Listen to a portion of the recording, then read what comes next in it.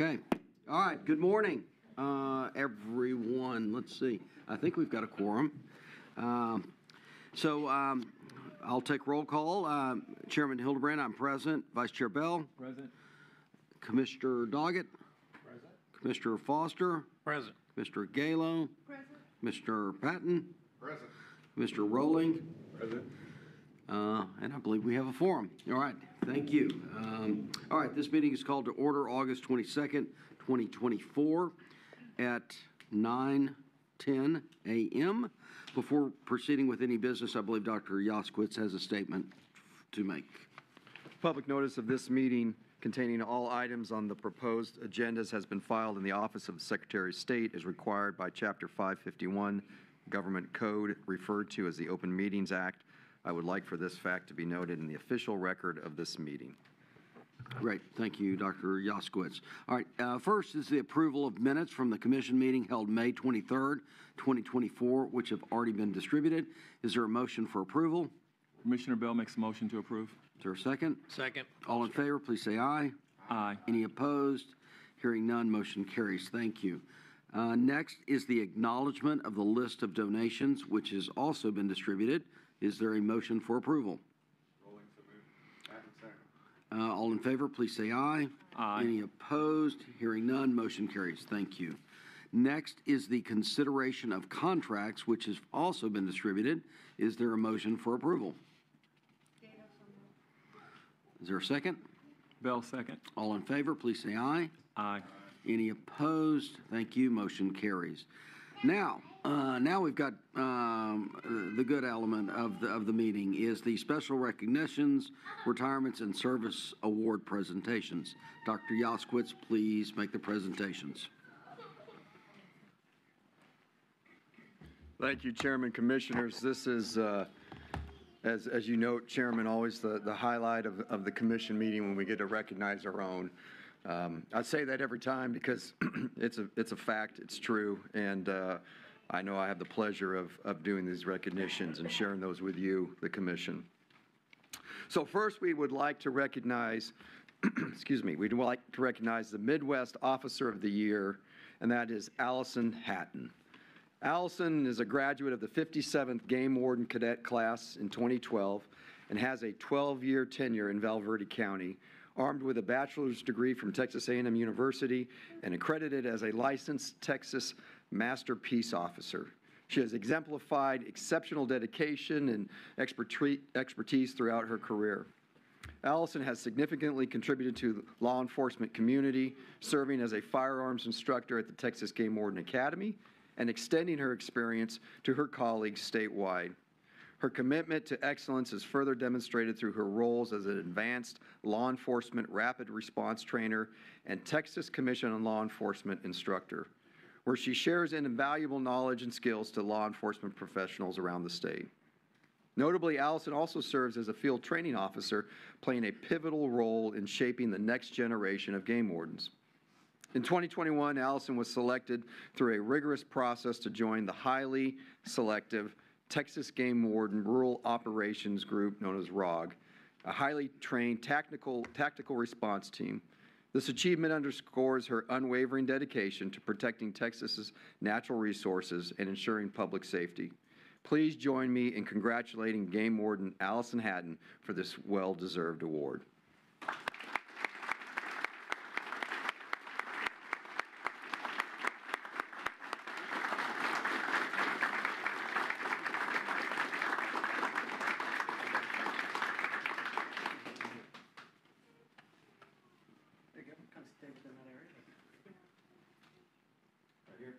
That's perfect. All right, on 3, 1, 2, and turn that on. There we go. 1, 2, and one more.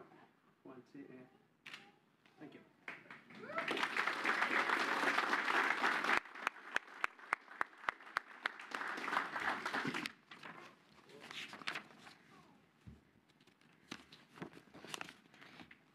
Next, we'd like to recognize the National Association of State Boating Law Administrators, Game Warden for Texas, 2024, Game Warden James Adcock.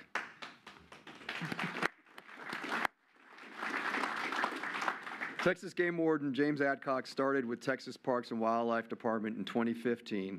And from the start, Warden Adcock has demonstrated unparalleled dedication to public safety through extensive patrols on Canyon Lake and other bodies of water in his jurisdiction.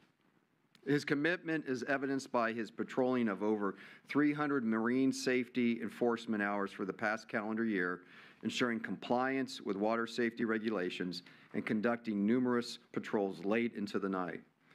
Warden Adcock has filled a variety of cases and addressed water safety violations ranging from inadequate PFDs to boater education requirements, showcasing his comprehensive enforcement approach.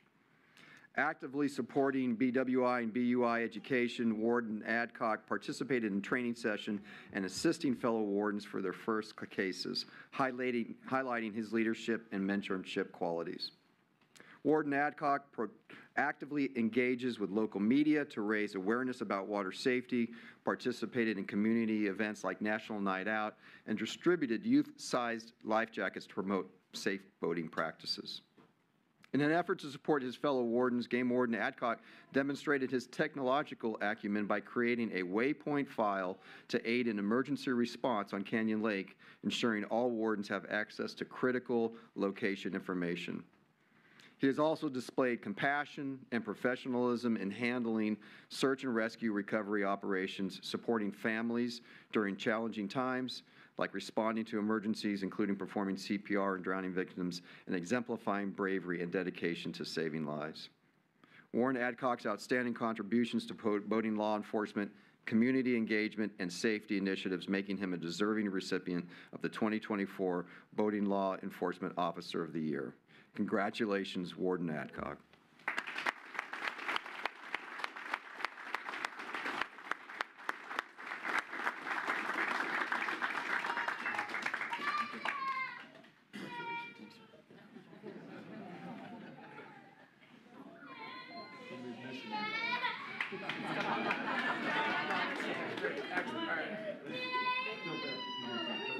That's right. Thank you. Go see him. Is he coming? All right. There we go. There we go.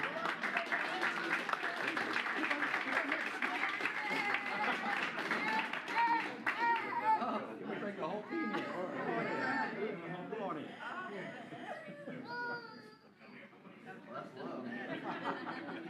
My kids never loved me that much. All right, here we go, guys. Look right here.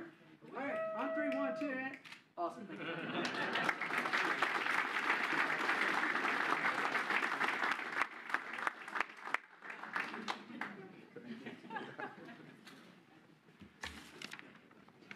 All right, that's excellent.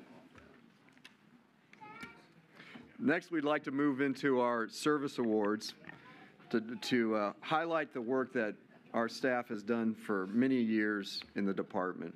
First, we'd like to recognize Mark Miller, who began his career with Texas Parks and Wildlife Department on June 26, 1989, as a programmer in information technology as part of the application development branch.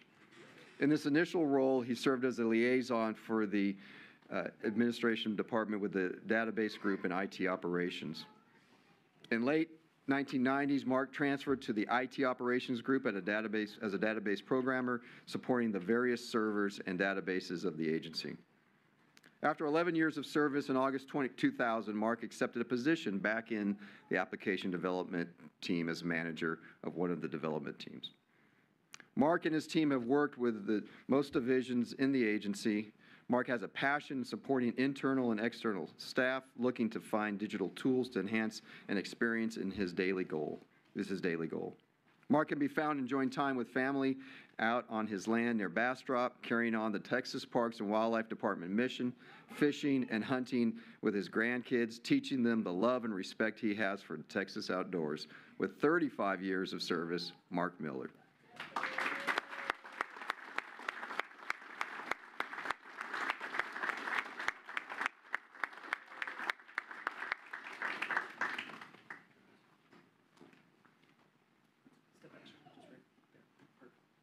Picture time.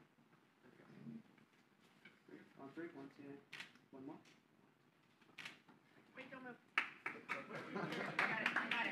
Got it. Paparazzi, Mark.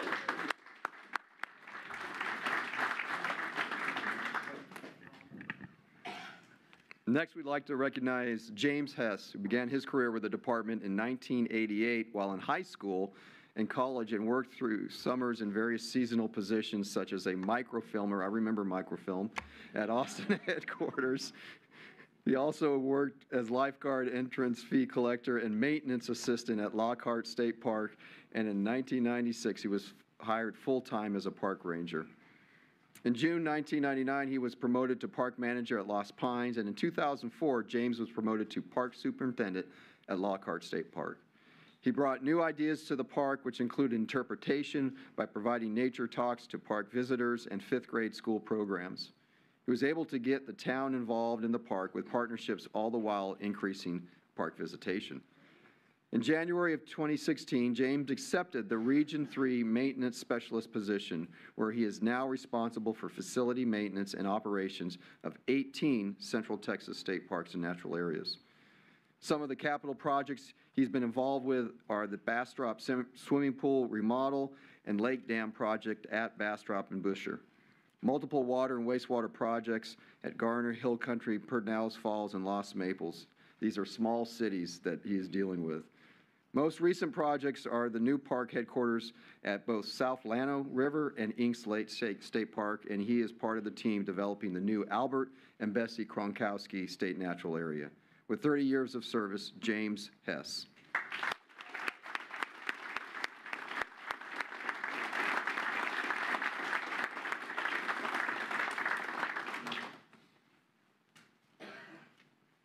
His tie's messed up too. We're just trying to throw you off. I'm telling you. There we go. On three. One more.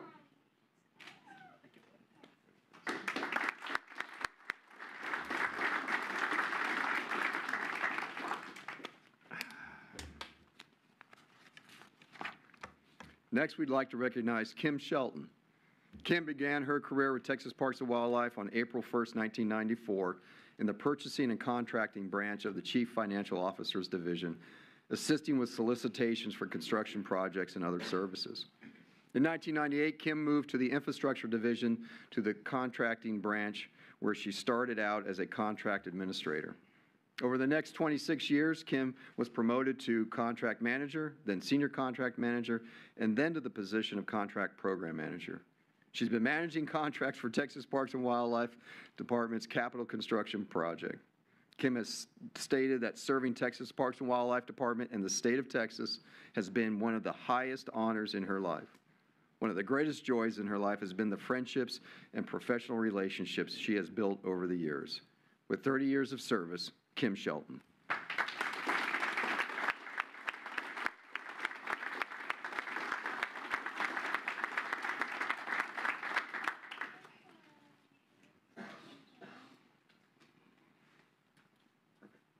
you go. One more.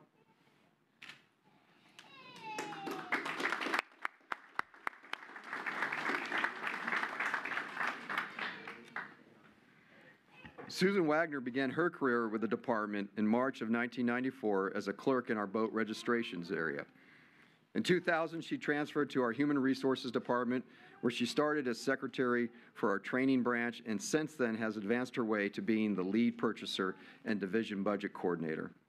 Her strong skill set of having excellent customer service, being detail-oriented, organized, and a continuous learner have served her well as she adeptly navigates all the complex requirements that come with purchasing and budgeting for the state. While she loves getting into the flow of her spreadsheets, she's also quick to assist others with a variety of tasks without hesitation. With 30 years of service, Susan Wagner.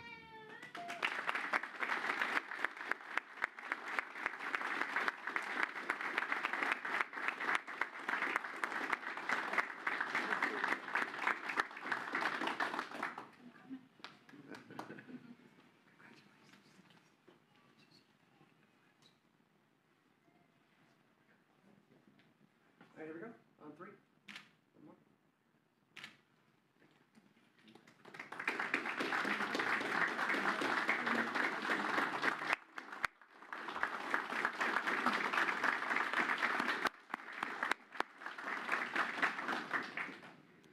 Jennifer Barrow began her career with the department on May 1st, 1994, with resource protection at Martin Dyes State Park. This was a temporary position to complete a vegetation analysis and map of the park. The position was extended through the end of the year and while she worked on the same project at Lake Livingston State Park. On January 1st, 1995, Jennifer was transferred to the Wildlife Division as a wildlife technician, where she was primarily responsible for mapping and signing timber company lands into the public hunting program. In April 1997, Jennifer transferred to District 3 for her current job as a wildlife biologist. During her tenure in District 3, she has served as a regulatory biologist for Wise, Jack, Cook, and Denton counties, serves on the Migratory Game Bird Technical Committee and Migratory Game Bird Advisory Committee. She served at the Texas Big Game Awards Region 3 representative and is the area manager for Lake Ray Roberts Public Hunting Area. Jennifer is an at-large board member for the Texas chapter of the National Wild Turkey Federation, and Jennifer has been responsible for several key turkey research projects in her area. She presented this research at Wildlife Division staff meetings and Texas chapter of the Wildlife Society meetings. Currently, Jennifer is assisting district leader for District 3 while remaining the regulatory biologist for her original 4 counties in North Texas. With 30 years of service, Jennifer Barrow. Back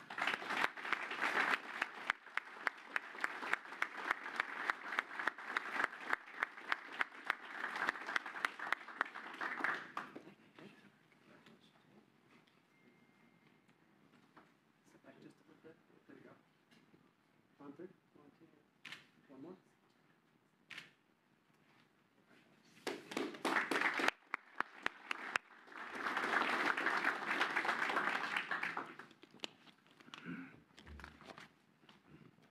Andra Clark began her career with Texas Parks and Wildlife Department on June 1st, 1999. After growing up in the tiny South Texas town of Taft, been through that many times, and going to college in Kingsville, moving to Austin was a major shock. Luckily, these are her words. Luckily, Andra spent her early years at the Texas Parks and Wildlife Department traveling across the state to our Texas Parks and Wildlife Department properties, providing training to our colleagues on the Microsoft Office suite of applications. Andra has expanded her job duties over the years, and now she wears many hats, including yesterday afternoon plugging in the flashlight, the red light system in the moment of the public hearing. And it has provided a number of important services to the staff throughout the department, but including, really importantly, the executive office. She is our go-to individual. In her personal life, she enjoys reading, walking on the beach, and spending time with family. Andra and her husband, Dwayne, have been married for 30 years. They have no children, but their pup, Ginger, is almost human. Andra thinks that chocolate and ice cream can make most things a little better. I agree. Of her job, she says this: even after 25 years, I think I have the best job in the world because I never get bored. There's always new projects and new things to learn. With 25 years of service, Andra Clark.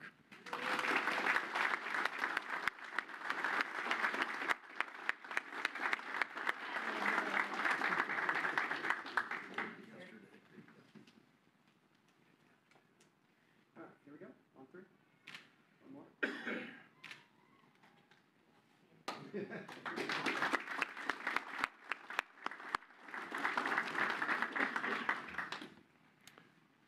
Bob Gottfried began his career with the Texas Parks and Wildlife Department on April 1st, 2004. He has held one position while working for the Texas Parks and Wildlife Department as the lead for the Texas Natural Diversity Database, the most complete database for rare, threatened, and endangered species in Texas. During his time leading the database team, Bob has overseen its conversion from largely paper-based system, maybe microfilm, to digital, geospatial, that is now the standard. Under his guidance, Texas Natural Diversity Database has grown to be an important tool for conservation planning, environmental compliance, and environmental review, responding to over 1,600 requests for information annually. Bob has also been fortunate to supervise numerous staff that have been critical to elevating the database to the important conservation resource that it is today. With 20 years of service, Bob Gottfried.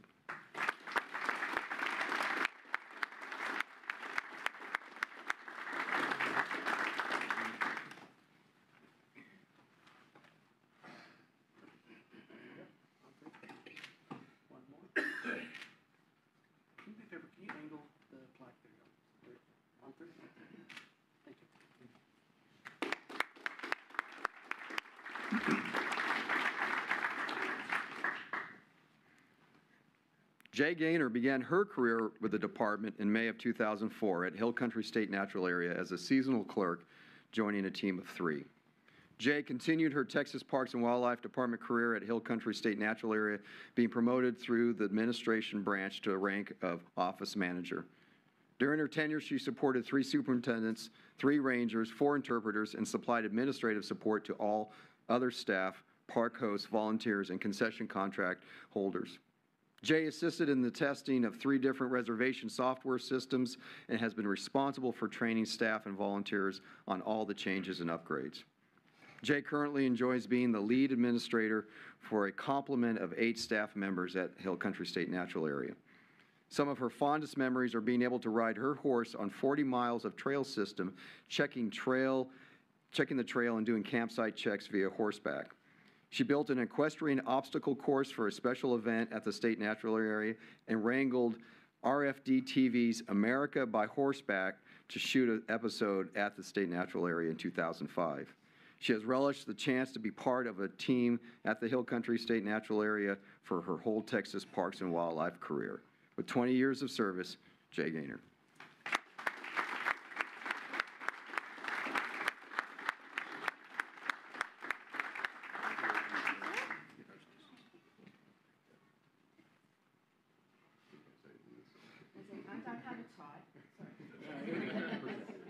There you go. Thank you. One more. Thank you.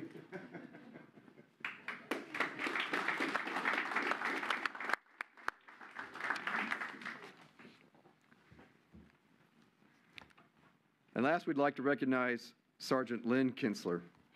Started his career with the Texas Parks and Wildlife Department at Enchanted Rock State Natural Area as a state park police officer in 2004. Lynn was the assistant manager at Galveston Island State Park before choosing to focus solely on law enforcement. He served at Pedernales Falls State Park for 12 years as state park police officer before being promoted into his current role as sergeant assigned to Region 3, District 3.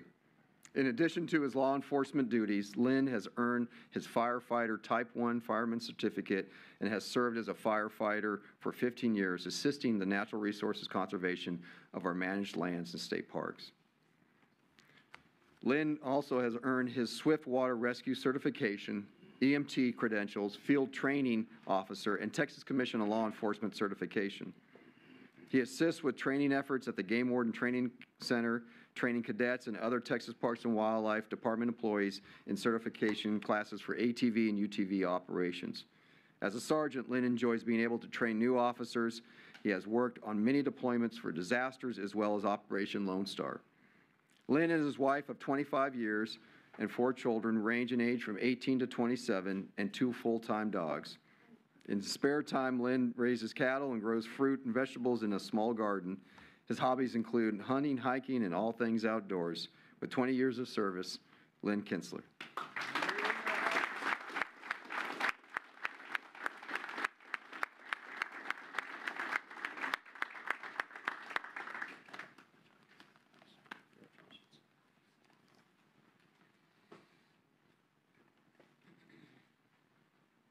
Jim, look up and spread out just a little bit. There you go. There you go. One more. Excellent.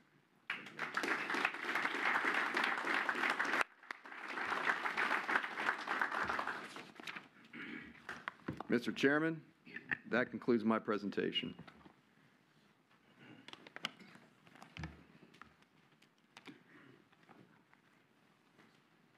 Okay, thank you, David.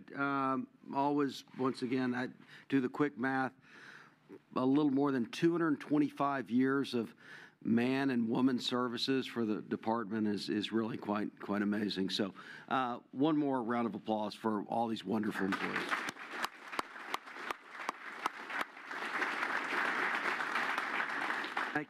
Thank you all for your service.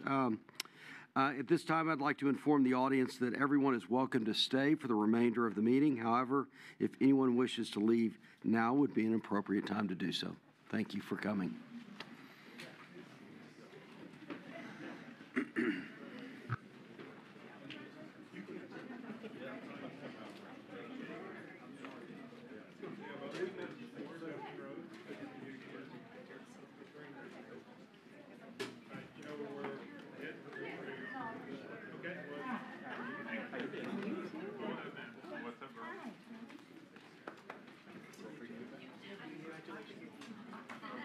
Good to see you. Yeah. Next Friday. I'll see y'all again. Hi. How you doing? How are you? Good to see you. She got lots of stuff. How are you? Oh, that big striper.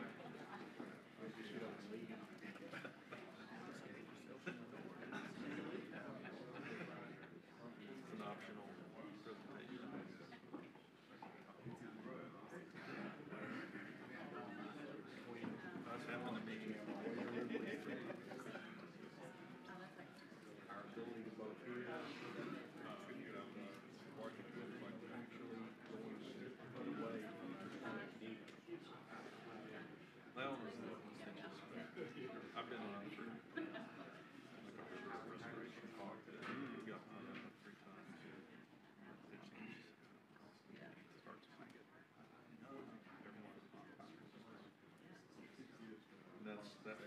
that's actually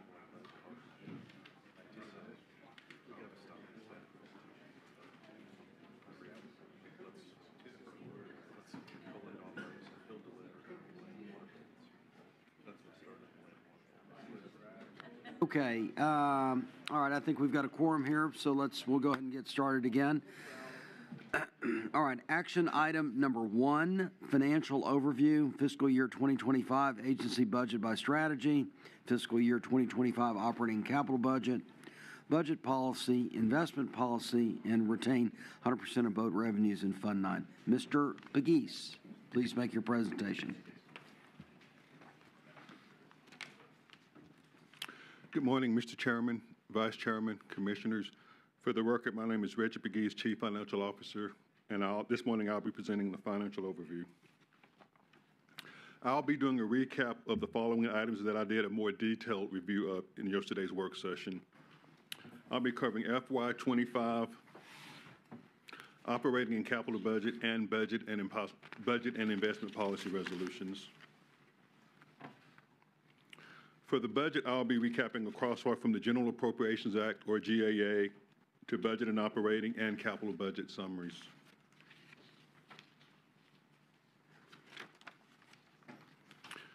This first slide is a crosswalk from the Appropriation Act to our recommended budget.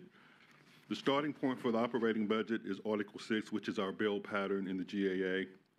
We then account for fringe benefit, retirement, insurance, Social Security. This gives us a General Appropriation Act total of $534.1 million.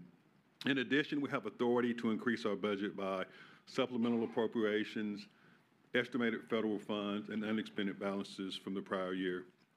Here's a layout of some of those items. Beginning with estimated federal funds, we have $163 million of carry forward.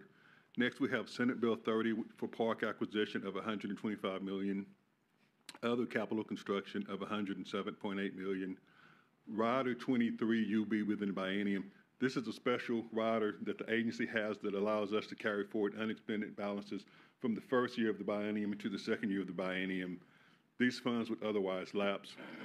Next, we have appropriated receipts other of this $23.8 million. About $15 million of that is related to artificial reef related donations. This gives us an estimated UB balance of $472.5 million. And just as a reminder, in prior years, we would not count these estimated UBs as part of the budget. We would bring them in throughout the fiscal year. This created large adjustments, which now we try and anticipate these UBs as best we can and include them up front in our initial budget. So this gives us a grand total proposed budget of FY25 of $1.006 billion.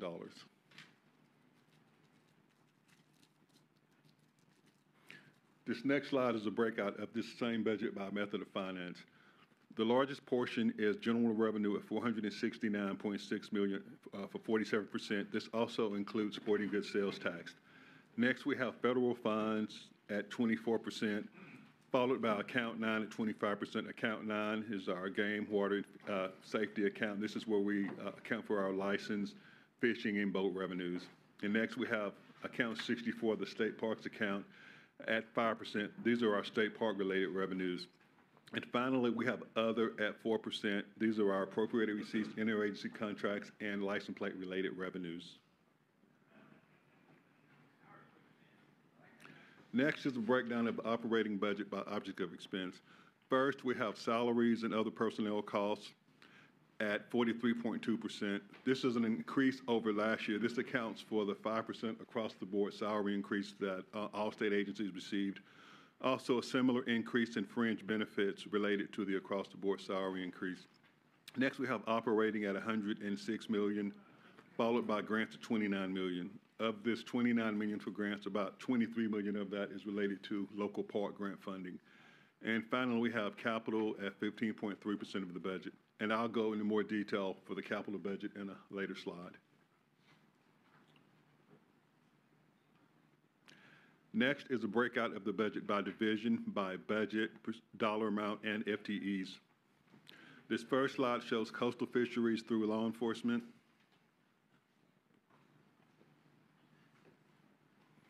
The second slide is legal through the remainder of the agency. You'll notice that law enforcement and state parks make up the largest percentages of the budget in terms of dollar and FTEs.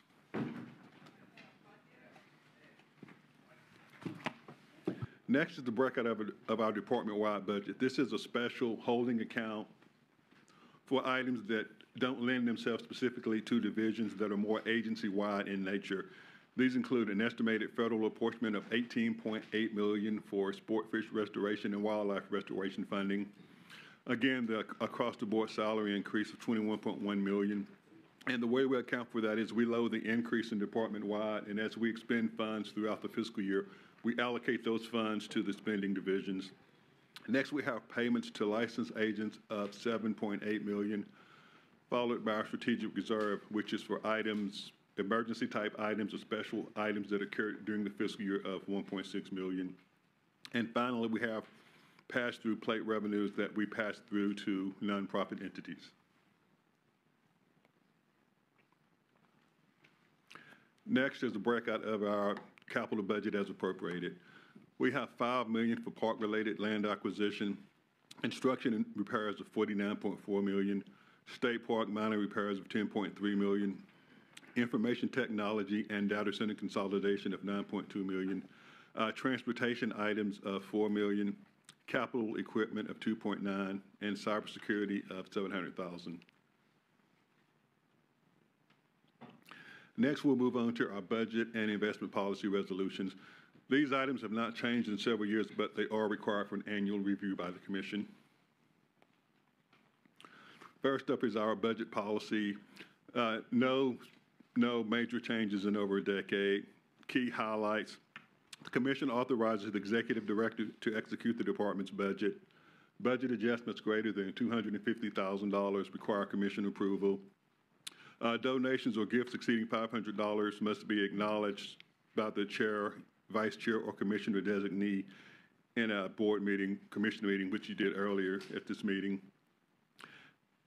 And Commission fund dedication. All funds are authorized for any use as permitted by statute or rule.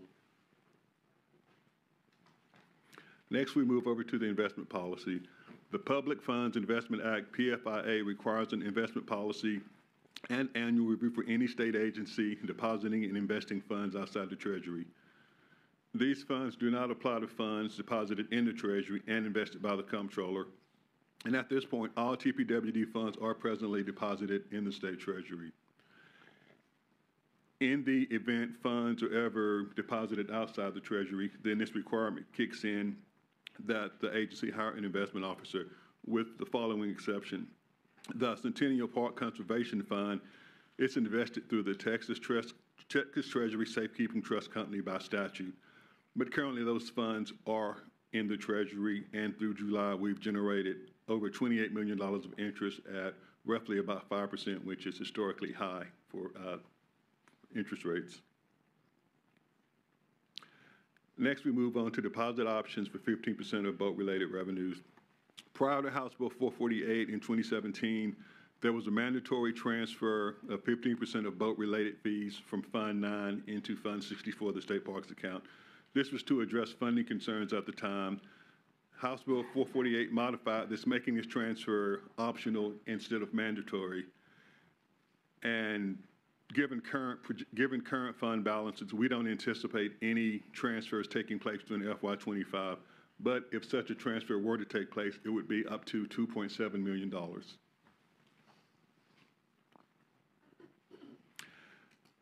As of 5 p.m. last night, we had 3 comments. 2 agree and 1 disagree. For the disagreement, there was no explanation or comments. Staff recommends that the Commission adopt the following 2 motions. 1, the Executive Director is authorized to expend funds to operate the Texas Parks and Wildlife Department in accordance with the proposed FY25 agency budget by strategy, the FY25 operating and capital budget by division, object of expense, the budget policy, and the investment policy. And number 2, the Commission approves retaining 100% of all boat registration, titling, and related fees collected during FY25 in Fund 9. This concludes my presentation, and I'll be happy to take any questions. Thank you, Mr. Pegues. Any questions by the Commission? I have a quick one. Mr. Foster. Commissioner Foster. All the way back to the revenue slide, I think it said 24% of our revenues are federal funds. Yes. What is that?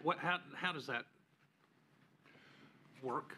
So we receive, and we have major source of funds where we receive what's called an apportionment from the federal government. The major sources are our wildlife restoration funding, Pittman-Robertson funding, sport fish restoration, Dingle-Johnson funding. These are used to fund our wildlife and fisheries division, and those are calculated at a federal level. Each state receives an apportionment based on the amount of revenues that they bring in and size of state, and so we receive an annual apportionment from those 2 funding sources. Wildlife restoration, for local parks, we receive boating, recreation, grant-related funding. Those are all major apportionments. They typically come in around February. They vary in dollar amount, but internally, we try and budget on a more conservative basis. So you will see those federal adjustments as we go through the fiscal year, just because of that policy. But those are kind of annual apportionments. And then in addition, we have like one-off funding, like we had Corona funding a while back, different types of federal grants. But those are probably those sport, fish, and wildlife are probably our major sources. Law enforcement, recreational, boating, safety. So roughly about 24% of the budget.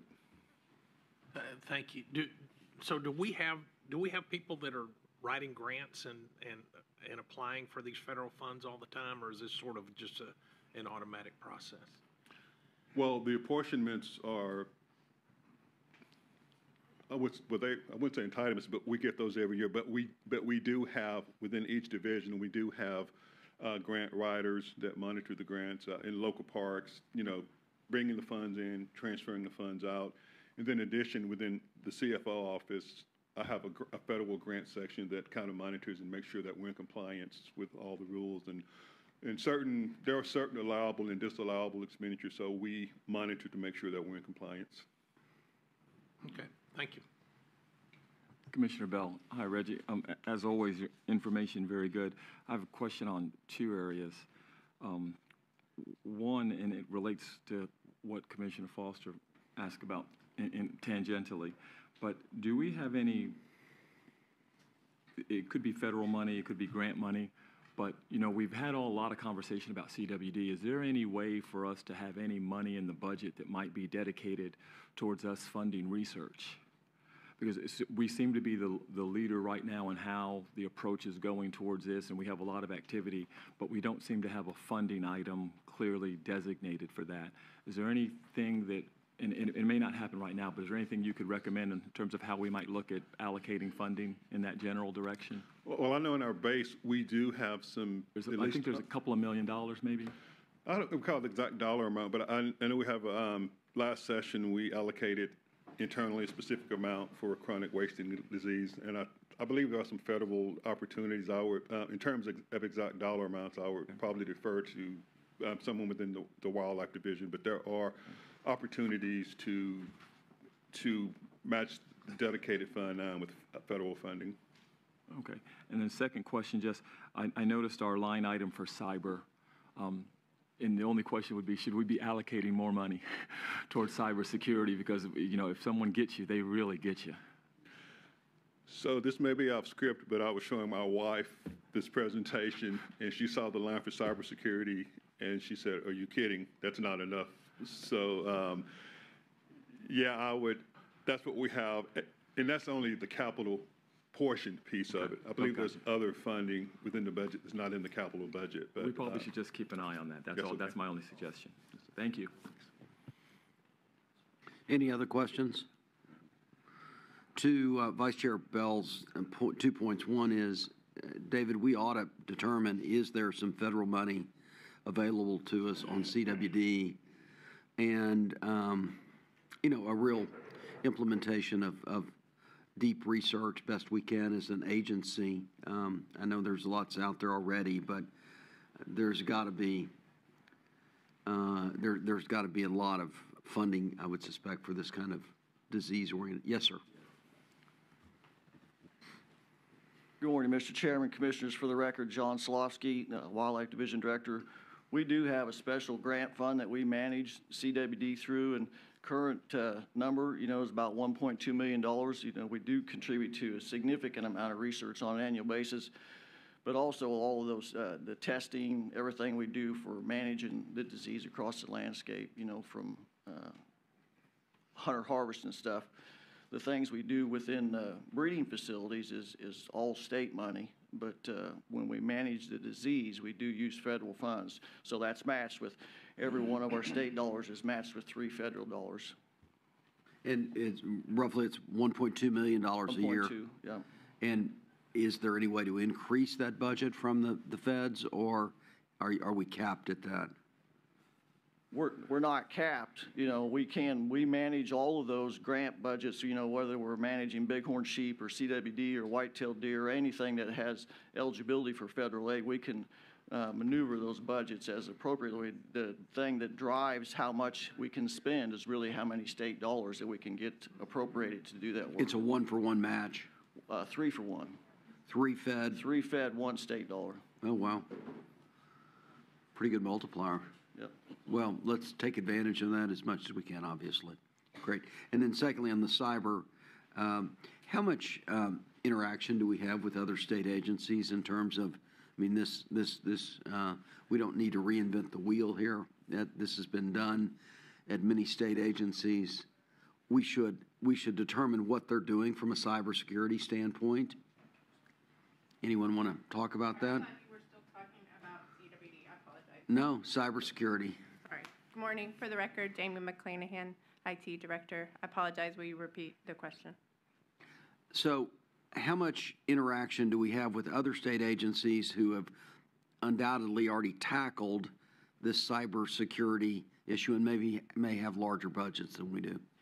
We do, yes, sir. We partner with several other state agencies, agencies that are similar to our size, like DMV, for example. But we also are part of a state, the DIR organization. We all partner and are part of the oversight within DIR as well. So we do absolutely take part of state conversations. And do you feel as though we've got adequate controls from a security standpoint? Yes, sir. I do think we do. Mm-hmm. Okay.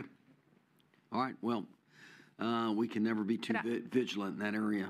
Absolutely. Yes, sir. Appreciate y'all's support. Great. Commissioner Bell is always very supportive of that, so thank you.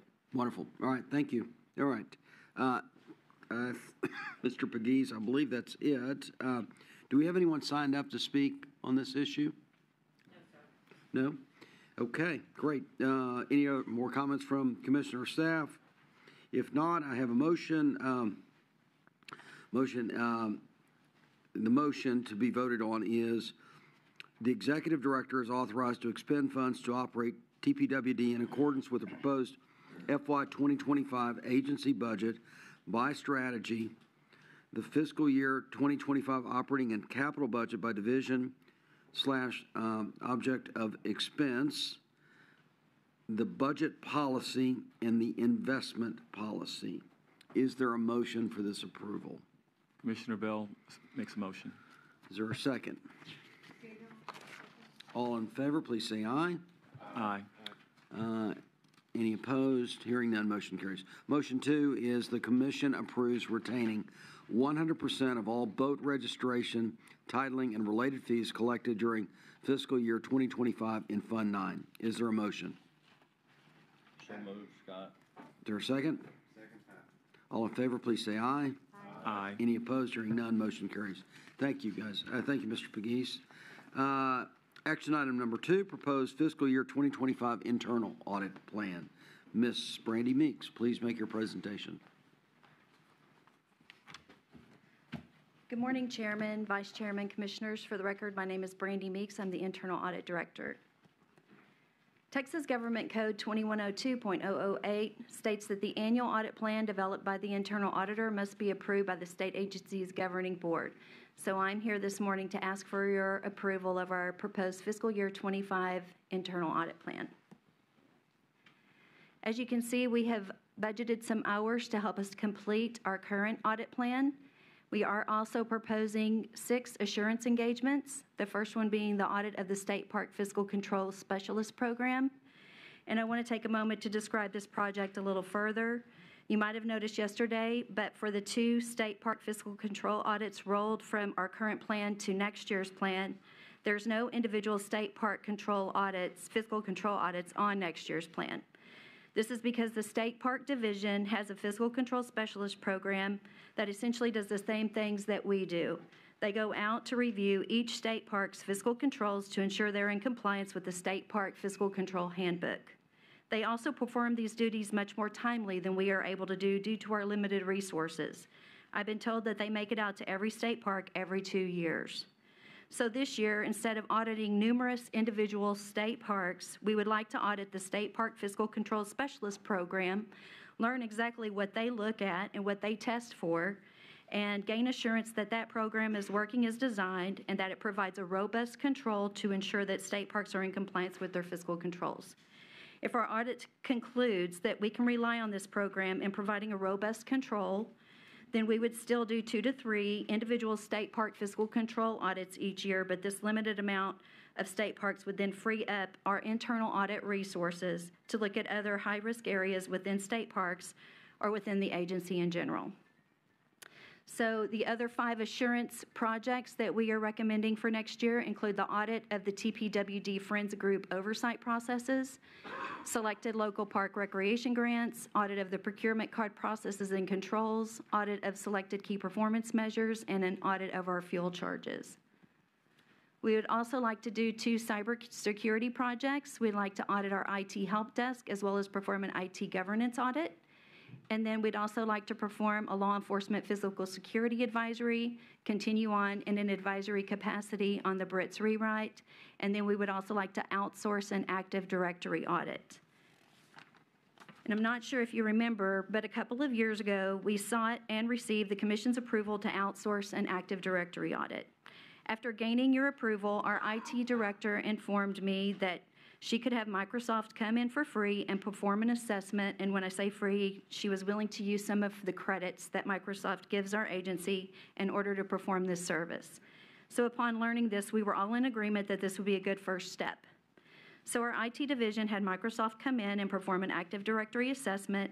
Microsoft made recommendations, and IT has informed me that they've remediated the issues and are now ready to have an unrelated third party come in and perform the Active Directory audit. I put it as a co-source engagement because I would like to assign our IT auditor on that engagement as well so that we are able to follow up on any recommendations that they may have. And then, of course, we have our administrative and other duties. We will continue to look at our state park continuous monitoring activities. We will follow up on all internal and external audit recommendations. We'd like to participate in an internal audit peer review so that we start gaining points for our next peer review. Of course, we'll be performing our annual risk assessment, preparing our annual audit plan for fiscal year 26, doing our Chapter 59 review, which is law enforcement seizures and forfeitures, preparing our annual report, and any other special projects, investigation, and liaison activities. We've budgeted some hours for those as well. We had 2 public comments. Both were in agreement with the proposed plan.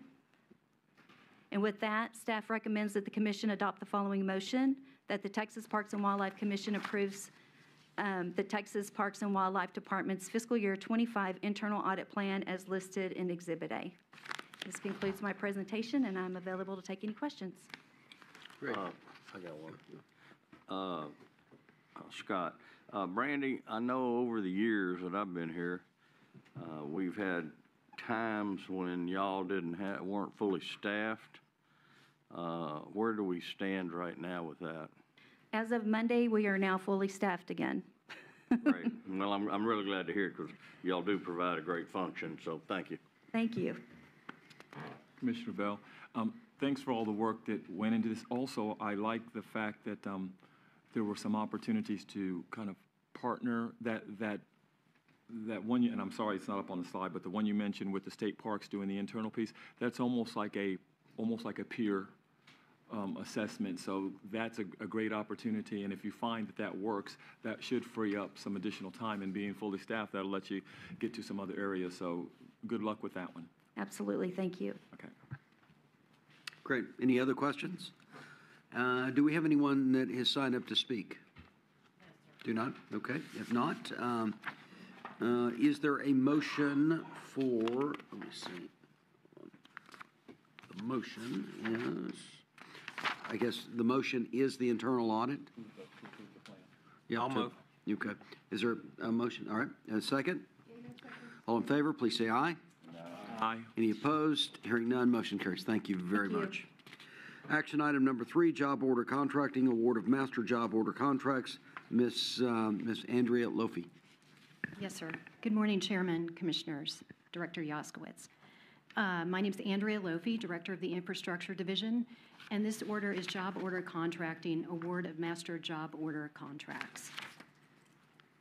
Job order contracting is an alternative procurement method. It's used to expedite maintenance, repairs, and minor construction, and at the time of procurement, delivery times and types and quantities are indefinite.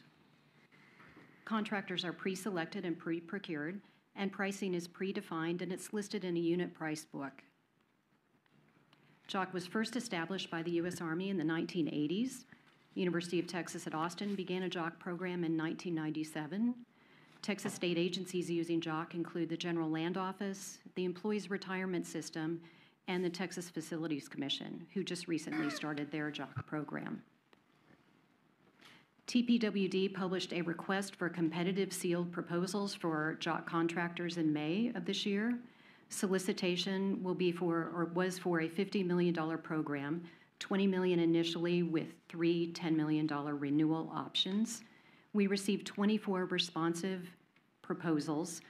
Evaluations of those proposals are complete and we're ready to award, and JOC contractors can begin in fiscal year 2025. As of last night, we received 2 comments, both in agreement. Staff recommends that the Commission adopt the following motion. The Texas Parks and Wildlife Commission authorizes the Executive Director to award master job contracts to the general contractors selected from the list in Exhibit A. And I'm happy to answer any questions. Great. Any questions from the commissioners? Okay. Do we have anyone signed up to speak? Okay. If not, is there a motion for approval? Is there a second? Able, second.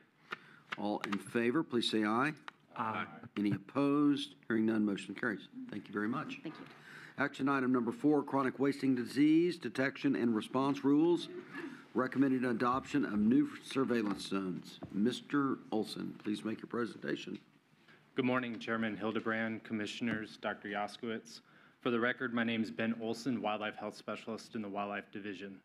This morning, I will seek adoption of the proposed amendments pertaining to the establishment of new CWD zones in response to confirmed detections of CWD in deer breeding facilities in Texas for your consideration.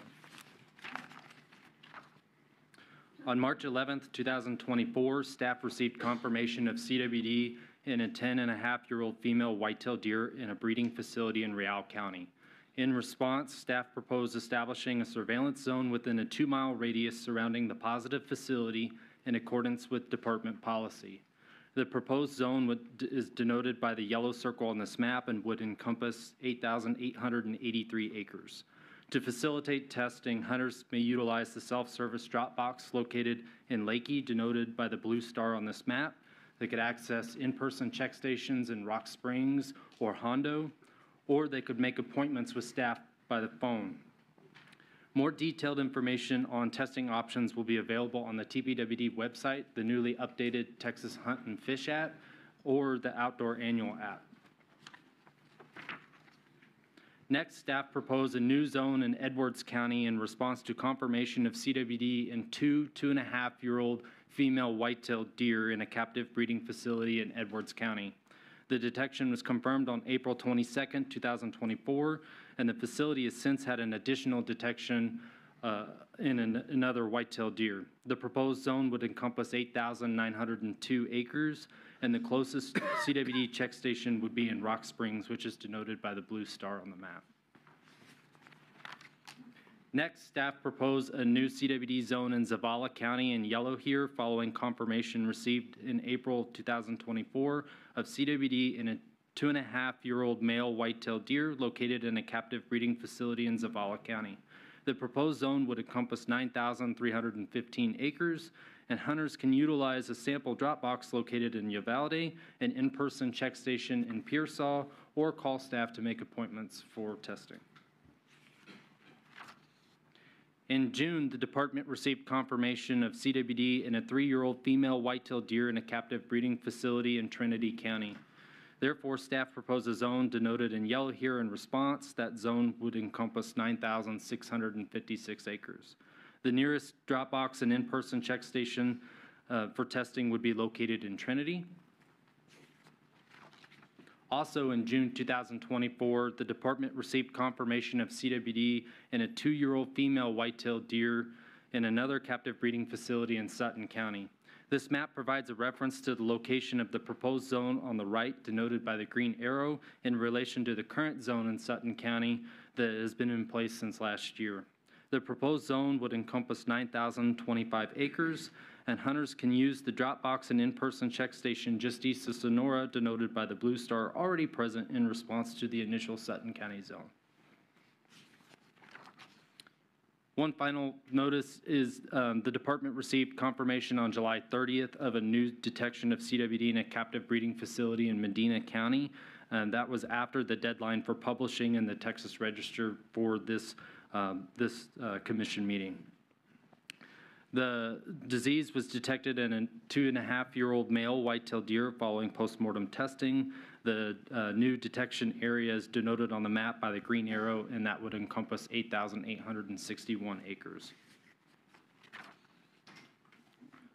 To date, we've received 1,278 public comments on the TPWD webpage. 36 or 3% agree with the proposal. 1,201 or 94% disagree completely. 41 or 3% disagree with specific parts of the proposal. Reasons for disagreement include zones do not contain the spread of the disease, zones are a burden on hunters and will negatively impact local economies due to decreased hunting. The voluntary testing would be a more positive approach without negatively impacting communities. Others feel that the proposal is government overreach. Other commenters believe zones do not go far enough to limit the spread of the disease. And finally, other comments were not germane to this proposal. Additionally, the department received a letter from the Texas Deer Association in opposition of the proposed zones. The Texas Deer Association believes as deer breeders continue to test 100% mortalities and 100% of deer prior to movement, coupled with the recent adoption of statewide carcass disposal, rules provides an opportunity to move away from the zone strategy while encouraging landowner cooperation, hunter participation, and hunter recruitment. Staff also received a letter from the Texas Wildlife Association in support of the proposal, stating that until TPWD works with relevant stakeholder advisory committees to revise and adopt alternate protocols, adherence to the established standard is critical to upholding the public trust in the department. Finally, staff received a letter from Judge Keith Lutz of Medina County in opposition of the proposal. Judge Lutz urges the department to consider discontinuing the use of zones, stating that a change would support property owners, hunters, and wildlife managers while maintaining the state's commitment to controlling and preventing the spread of the CWD. Staff recommends that the commission adopt the proposed motion. The Texas Parks and Wildlife Commission adopts amendments to 31 Texas Administrative Code Section 65.82 concerning disease detection response as listed in Exhibit A, with changes as necessary to the proposed text as published in the July 19th, 2024 issue of the Texas Register. That concludes my presentation. Thank you for your time, and I'd be happy to take any questions. Thank you, Mr. Olson. All right, we've got several speakers set up to speak. So maybe let's hear them, and then commissioners, we can have some discussion thereafter. Okay, first we've got, let's see, 12, Matt Wagner.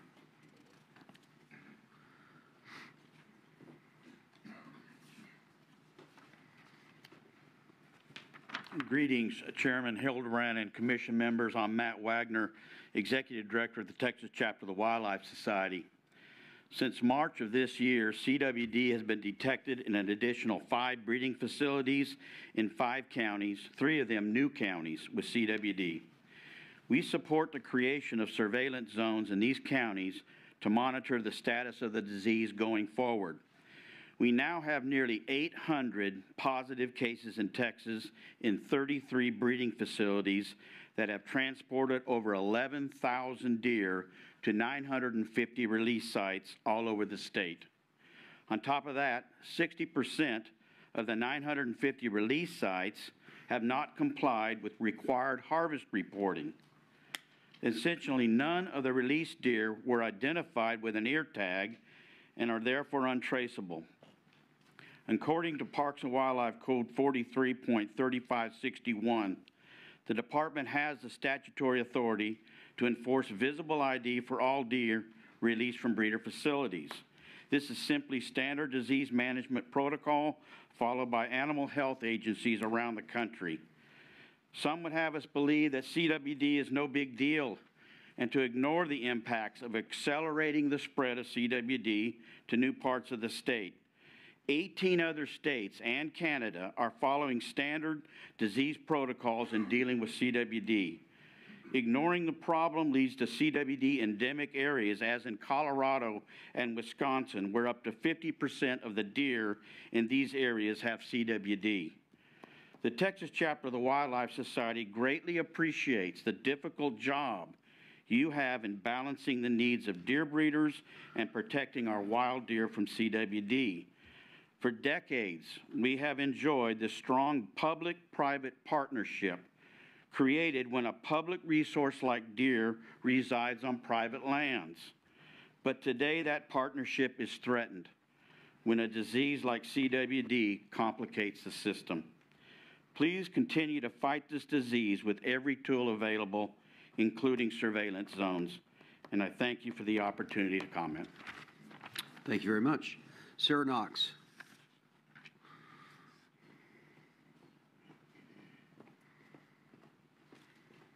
Good morning, Chairman, Commissioners, and Director. My name is Sarah Lemoyne Knox. I'm an attorney from Coleman, Texas, but more importantly, I'm a landowner from Coleman, Texas.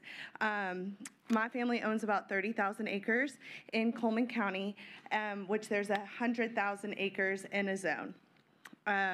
Obviously, I disagree with my predecessor over there. I'm adamantly against zones. The reason why is because the economic impact it's going to have on my community. I think that zones are also confusing, and I think that the commission and the department could work a lot harder to solve issues by using education. My community, wow, I'm nervous and I'm a lawyer. But my community has pulled itself from the bootstraps in the past 10 years. In 2018, our EDC tax money was only getting about $860,000. In fiscal year 24, right now, we're already at 1.3. Agriculture and hunting is the key to my community. Right now, land values are being affected in my community. Real estate agents it's not that the values are being lowered, it's that people are refusing to go even look at property that's located in the zone. Ad valorem taxes next year for Coleman County, our appraised value will be reduced probably because of CWD. Not this first year, but next year. Why do I think zones are confusing? I'm a lawyer, I'm confused. People know lines on a page. Deer do not know lines on a page. Containment zones do not contain. Coleman was, remember, I'm a low fence, free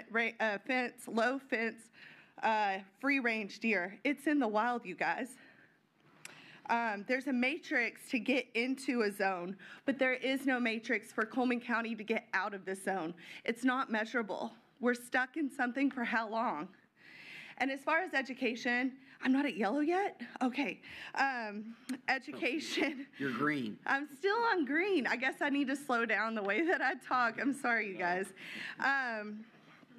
But as far as education, AgriLife Extension is a wonderful resource that the department and the commission could be using to educate people about CWD over the state. AgriLife Extension has about 900 people that work for it, which is about 250 different offices all over the state. The last time that AgriLife Extension updated their page about CWD was 2015. Keep in mind, a lot of the people that hunt in Coleman County and other counties, they come from Highland Park. They come from other states. They need to have access to information so that CWD doesn't look like a zombie deer, and they understand and are educated about CWD and not fearful of it. Again, we had a wonderful meeting in Coleman. Thank you to the department for showing up. We're going to have another meeting in Coleman on August 30th at the Bill Franklin Center from 1 to 4. It's going to be a come and go. Everyone's invited, and I'd appreciate for you to come spend money in Coleman County. Thanks. Thank you. All right. What's the county seat of Coleman County? Coleman. Coleman. Yes, okay. sir. And we have wonderful restaurants. So, yeah, we really do. We have like 5-star restaurants. We'll make an effort to come. That would be awesome. All right. Thank you, guys. Thank you very much. Jonathan Letts.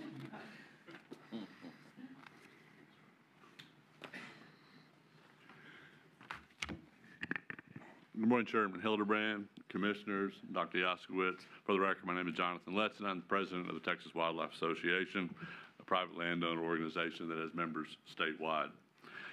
At recent commission meetings, and probably even before that, it appears to me that you and the department have been struggling with the rules, management, and strategies, herd plans related to CWD, and that's probably an understatement. Changes are being suggested and implemented at every commission meeting. This has created a very confusing landscape for the public, farms, ranches, and deer breeders. I would encourage the department to follow the current strategies that the department has adopted. Follow the strategy of surveillance zones, follow the strategies of depopulation where positive deer are found in breeding facilities, and follow the strategy for herd plans approved by this department and by the Texas Animal Health Commission. For today, follow the recommendation of department staff and establish the additional surveillance zones as recommended. This being said, I also recommend you direct staff to look at all the current protocols for CWD. A lot has changed in the landscape related to CWD, including genetic testing, improved testing methods, improved technologies, and more. Use your advisory committees to receive input and recommendations on how to deal with CWD and protect the wildlife of our state. This process needs to be quick and open to the public to be involved in decision making. The piecemeal approach that I see right now is confusing to everyone. I want to thank you for your efforts for protecting the wildlife of our state. And a final little comment is that it often appears this is a us versus them topic.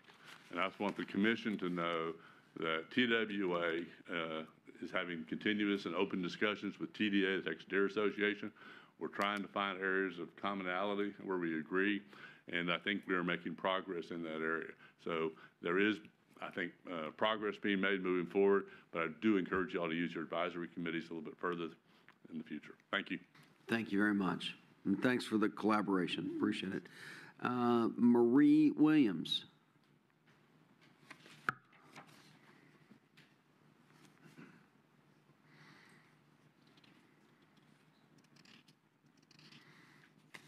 And after Marie, we've got Kevin. We only have 12. You don't have to line up. And then Mary Moit.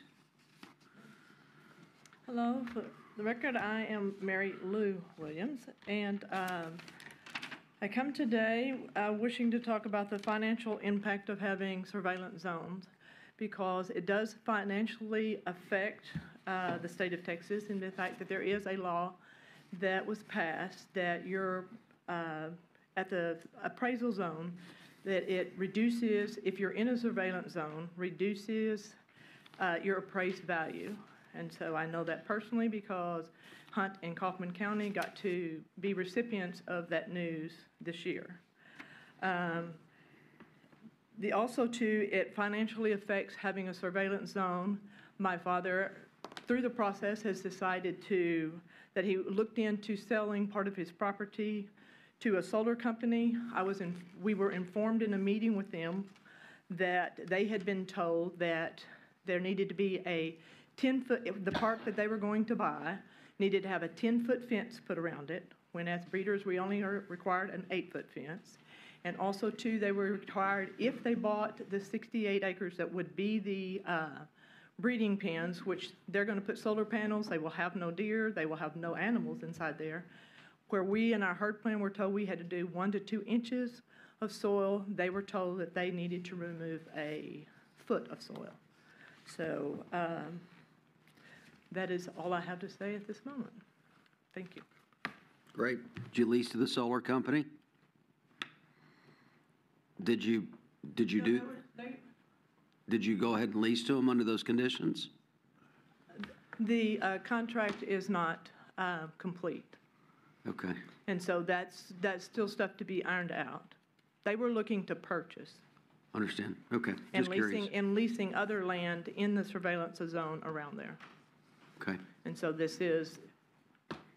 But you're saying even the solar company had a issue with what they perceived to be kind of a contaminated area? No, they did not have any issue with that. They did not? The only issue that they had was with what Texas Parks and Wildlife had told them. Okay. Because my father had said, as breeder, we only have to have 8 foot, and you've been told a 10 foot, and they're still in negotiations with y'all. And I sent them my herd plan verifying the fact that 1 to 2 inches they were willing to do, and so that was they're still in negotiations with y'all, but they called to verify to us and needed to know if those things were what we had to do as a breeder and as a high fence place. Got it. And so. Okay. All right. Thank you. All right. Kevin Davis.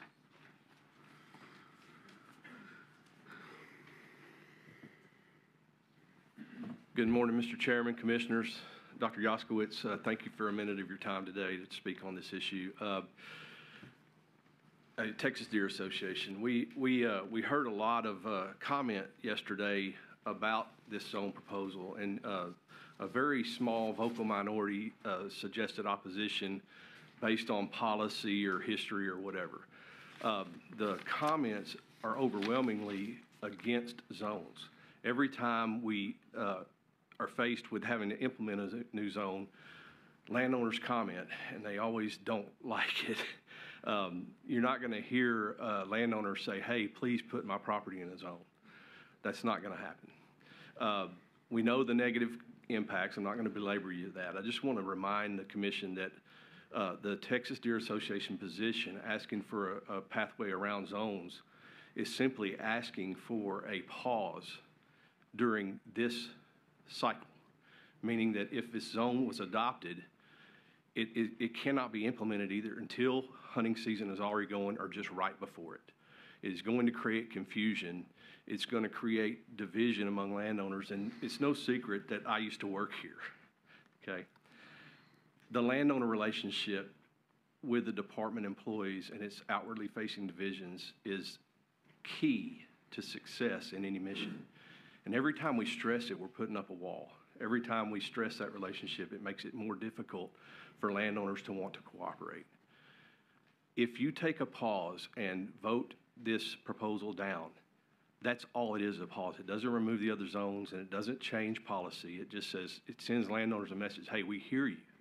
We're looking for another option. We're looking for another pathway. And we want to go somewhere other than zones. And with recent rule changes, we have outlined the possibility for that pathway. And that's the only point I want to make today. Thank y'all. Great. Thank you very much. Mary? I go by both names. It's a Southern thing. Mary Pearl. But you got the last name right, so thank you. Mary Pearl. Mary Pearl, yes, sir. Okay. Greetings, Chairman Hildebrand, Commissioners, Dr. Yaskowitz. My name is Mary Pearl Moit. I am honored to represent the Texas chapter of the Wildlife Society as their president today. Our membership includes wildlife students, and we have a few in the room from Sol Ross and from Stephen F. Austin, and I thank them for their trip here today. Chronic wasting disease is not just a problem for deer breeders. It's a problem for all Texans. The lack of alarm and apparent reluctance to take more decisive action to protect our state's wild and free-range deer is deeply concerning. If left unchecked today, the spread of CWD threatens our native ecosystems, our conservation funding, and the $9.6 billion rural economies that depend on healthy, thriving deer populations. We strongly support the establishments of the new surveillance zones, as outlined by Ben Olson. These zones ensure focused, early detection and containment of CWD and reflect your continued agency commitment to science-based management. The zones are not the issue here. CWD is the issue today. We urge the Commission to consider more stringent measures, such as stopping the human-assisted transportation of live deer, which is the most effective way to prevent the spread of the disease. If that's not feasible, at the very least, we must ensure that all released animals are permanently and visibly identified and to aid in disease traceability, as Matt mentioned in his testimony. Think about the 1 million hunters in Texas that are gearing up this fall to take their daughters and their sons hunting for the very first time. They deserve to know where their first harvest animal came from, and they should be encouraged to test their animal to have that confidence in their field-to-plate experience. Texas chapter of the Wildlife Society is committed to supporting the department in addressing this challenge. The solution must include stronger collaboration between the Commission, your advisory committees, your field, and your staff biologists who are incredible, and external conservation organizations. Your staff needs the full backing of this Commission and its leadership to ensure the protection of Texas's wildlife resources. We are ready and willing to step up and collaborate. You've seen that in front of you today. With Texas Parks and Wildlife and your leadership, we're ready to help tackle the issues head on, but we need your leadership in the tough decision making. Thank you for your dedication to conserving Texas's wild places and wild things and for the opportunity. Great, thank you. All right, students, you get to stand up, and where are you? Stand up, students. Oh, wow. All right, there you go. Thank you for making the trip to Austin. All right, Jody Phillips.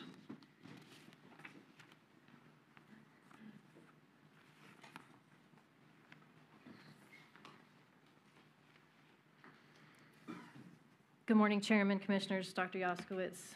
For the record, Jody Phillips, President, Texas Deer Association and Texas Deer Breeder. As I mentioned yesterday, deer breeders don't occasionally test. It's a consistent practice in order to mitigate disease. This happens behind the fence of all facilities, not just CBD positive. It's every single facility. Success in the prevention of CWD is not going to come from an occasional test. As deer breeders, we realize that. It only comes from what's done consistently, whether you're testing for CWD, EHD, or any other disease you might have in any farming aspect. I say this to point out, unlike deer behind a fence, you have no idea where the disease exists. We don't know where it comes from, how it gets behind the fence, where it's at outside of the fence. But the entire state could arguably be a zone. Successfully deciding a boundary is almost impossible because of this. The rules that have been set up to find CWD have done exactly that. The testing rules are working, and now that they're working, we're angry that we found it. So the tests themselves are doing exactly what they were designed to do. And I have to believe that the anger and concern comes from a little bit of the confusion of what this actually looks like. So I urge you to understand movement of deer. Understand what it looks like before a breeder can actually move a deer. How much is involved, how much testing is involved. The measures that you have to take just to be able to test. And the measures taken to mitigate disease during testing itself. When you move deer, you not only have to ante-mortem test them before you move them, you have to already be a movement qualified facility, meaning that you've met every single requirement that the rules have for you. So you're already meeting the requirement before you ever even test. And then we're testing to see if we have the disease, and then we're delivering a disease-free product to a farm that has already tested for a disease-free product who's receiving a disease-free product. So the testing itself works. And I have to believe that the rules were set up so we could find it, to protect all of us, right? So, I mean, here we are today, and there are quite a few more positives, but that's just, that was the point, wasn't it? To find it, so we can mitigate it. And, I mean, deer breeders themselves want to find it. I know I do. If I had it behind my fence, I would certainly want to know. I don't want to create it, and I don't want to spread it, and neither does any other deer breeder in the state of Texas. All deer breeders don't agree on the same thing, but I can promise you every single one of us can agree to that. Land values were mentioned yesterday. Everything about CWD devalues property, no matter how you slice it. There's just no incentive for you to test. It's only risk, liability, labels on your property. And the biggest thing I think with the landowner is, what's the way out of the zone once you're in it? There's no possible way out. And that's the fear, I think, of people that are in a zone. They're like, okay, well, what now? Am I always going to be labeled? Can I not sell my property? And like she said from Coleman, I talked to several people who are tied up in like herd plans or people that are tied up in zones. It's not the value. It's the fact that they can't get it sold. I know a couple properties that were on the market that have been taken off. And you know, these land amounts are investments. So that has affected us. And I just encourage you to stop living the same dilemma time and time again when we have rules that we can work around to fix it and not upset and make people angry. So I appreciate your time, and thank you very much. Great. Any questions?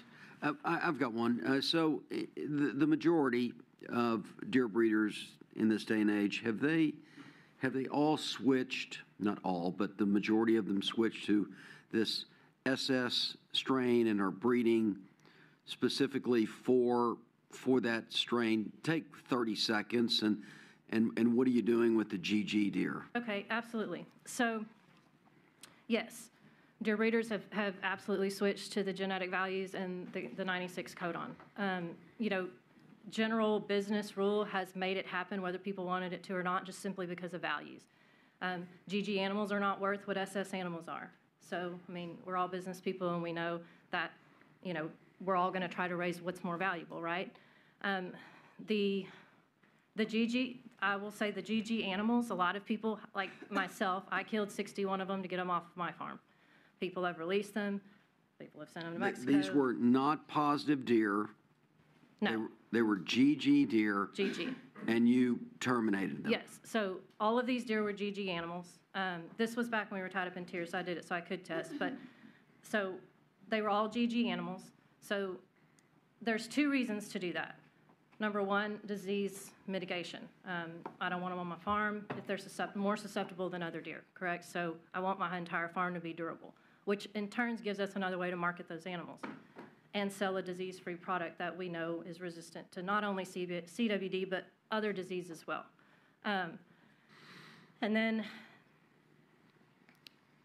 those animals, at that particular time, I may have, no matter what I paid for them, were not the value that I had originally paid. The value just shifted. So it did not make sense for me to, in a business aspect, to continue to keep those on my feed bill when I couldn't move deer because we were not movement qualified at the time. So got it. It's the business itself. Last question. Has changed. 3-year, 10.3, 200 point deer, SS. What's that sell for? The most recent SS with a negative breeding value below a 3, that buck is worth around $500,000. How much? $500,000. All right. Well, I have that in an auction. That's what okay. No, stalker buck. Stalker buck. Okay. The reason he's worth that is because of his value. I'm just trying an SS stalker is hard to buy.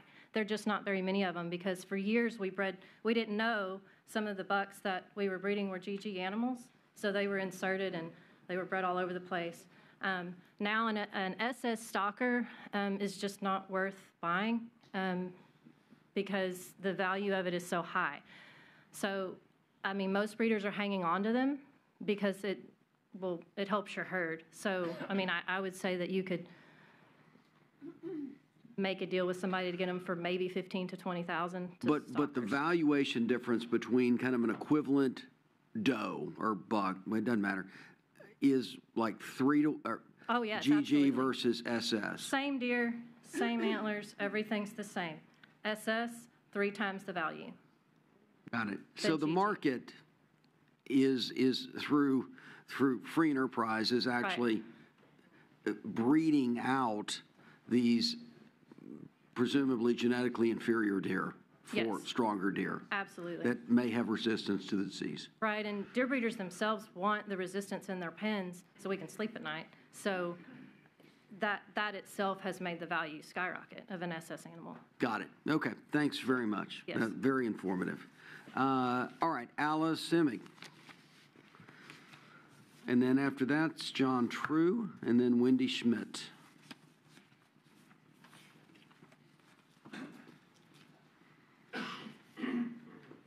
Morning, Chairman. Good morning. And Commissioners and Director Yaskovich. Well, we all know we're here. Some of the things I just have heard, I can agree with and don't agree with, and it's a really hard sell. And I had everything prepared, and I had a meeting with someone yesterday, and he gave me a recommendation. I think when these rules and policies and procedures were put in place, I think they were with all in good faith. I think it was, we saw a problem, how are we going to fix it? Let's level this, and let's bring all the great minds together, and everything was written. I think, as in everything, it needs to be evaluated again. How are the rules, policies, and procedures? Because it didn't look at the end effect. And one of the biggest effects, and I'm sitting next to Miss Williams, that was right here with her father's property. You have 2 large breeders. You have Blue Creek Whitetails, you have Robert Williams facility. And we both had a positive. This is how you should understand this testing really works. We had a manager, we don't no longer have that manager, but our manager, and I take responsibility because it is my facility, chose not to, that's what he said, he chose not to test a deer. Because it wasn't mandatory at that time. Chose not to test a deer. He said to save us money. Again, it's my facility. I'm responsible for his actions. That one deer was there was a trace positive, came back, so we immediately, when we were notified, Alan Kane called us and said, you've got a positive when trace. So we eliminated that deer in that pen immediately, and as soon as we sent it off, it came back positive. As soon as she was a deer, she was been there 8 months. Our facility, we have breeding pens. They can't commingle. We have everything lined up. We have alleys, just different than big release sites or everybody has a different template. This is how we choose to go. So when we did this, Alan came, we said, okay, we're going to do this, we're going to remediate soil. I didn't do two inches, we did 6 inches. We took whatever they asked for and did more. We did the burning, got the degrees, the C&D, immediately killed. Then we also made a very harsh decision, killing fawns. I mean, this was a doe pen, and the fawns, everything came back, zero detection. So, I mean, you've got someone else that chose another path, you know, and I'm going to do this and this. And the problem is we're not rewarded for good behavior or what you would consider mitigating disease. And I can't judge what Mr. Williams did because there's no path or opportunity available for good business to exist. If you look at the herd plans and everything else, and it is one of the things is I test a deer and it's CWD free and you guarantee it, and then I'm supposed to send it to another place.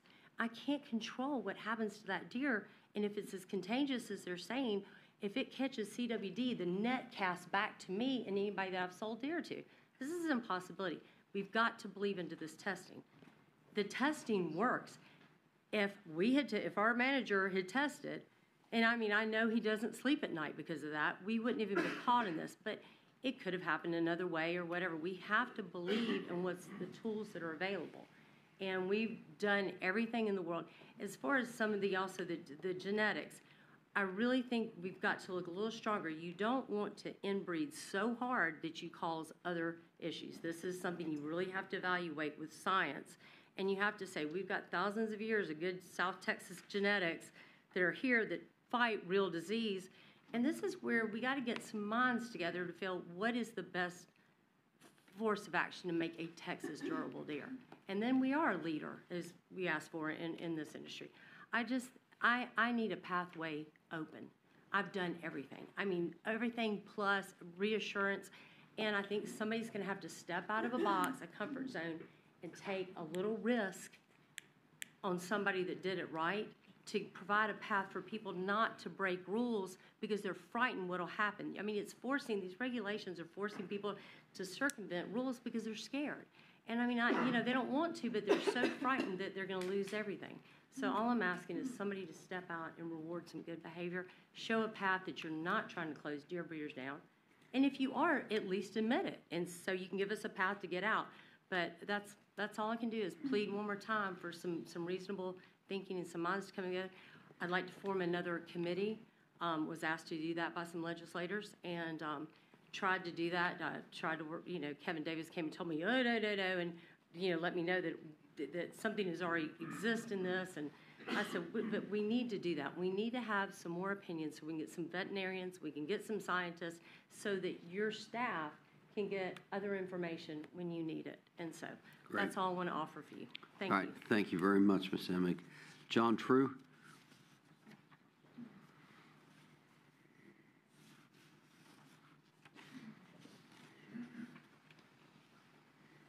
Thank you, Chairman Hildebrand, members of the commission. Thanks for the opportunity. For the record, John True. I'm a Texas deer breeder. To just touch on a couple of your questions to Jody, I sit on the North American Deer Registry that oversees submissions of DNA and genetic.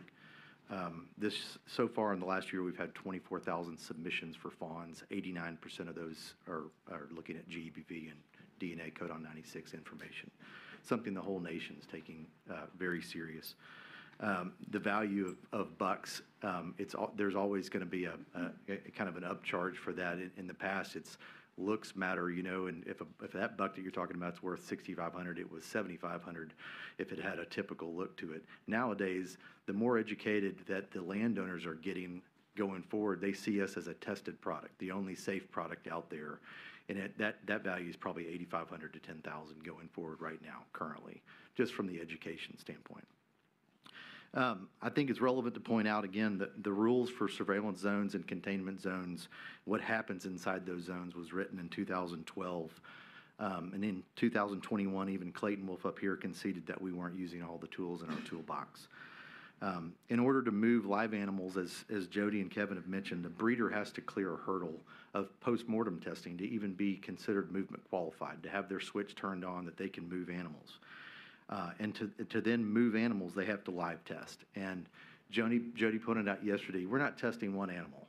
That breeder is specifically looking at anywhere from 25 to 40% of their herd to move that year. So we're not only getting current information on postmortem testing, but we're getting a snapshot and a date of time of 25 to 40% of their herd.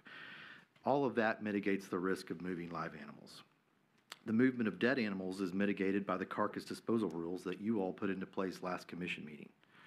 I realize, as we heard yesterday, there's folks who are have philosophical problems with raising whitetails behind a fence. I get that, but we're a legal and a viable industry with rules and regulations that you put into place, and we follow all of them. All we ask is to just keep treating us as such. We've come a long way since 2012, and the zone approach has outlived its usefulness. Thank you. Great. Thank you very much, John. Wendy Schmidt.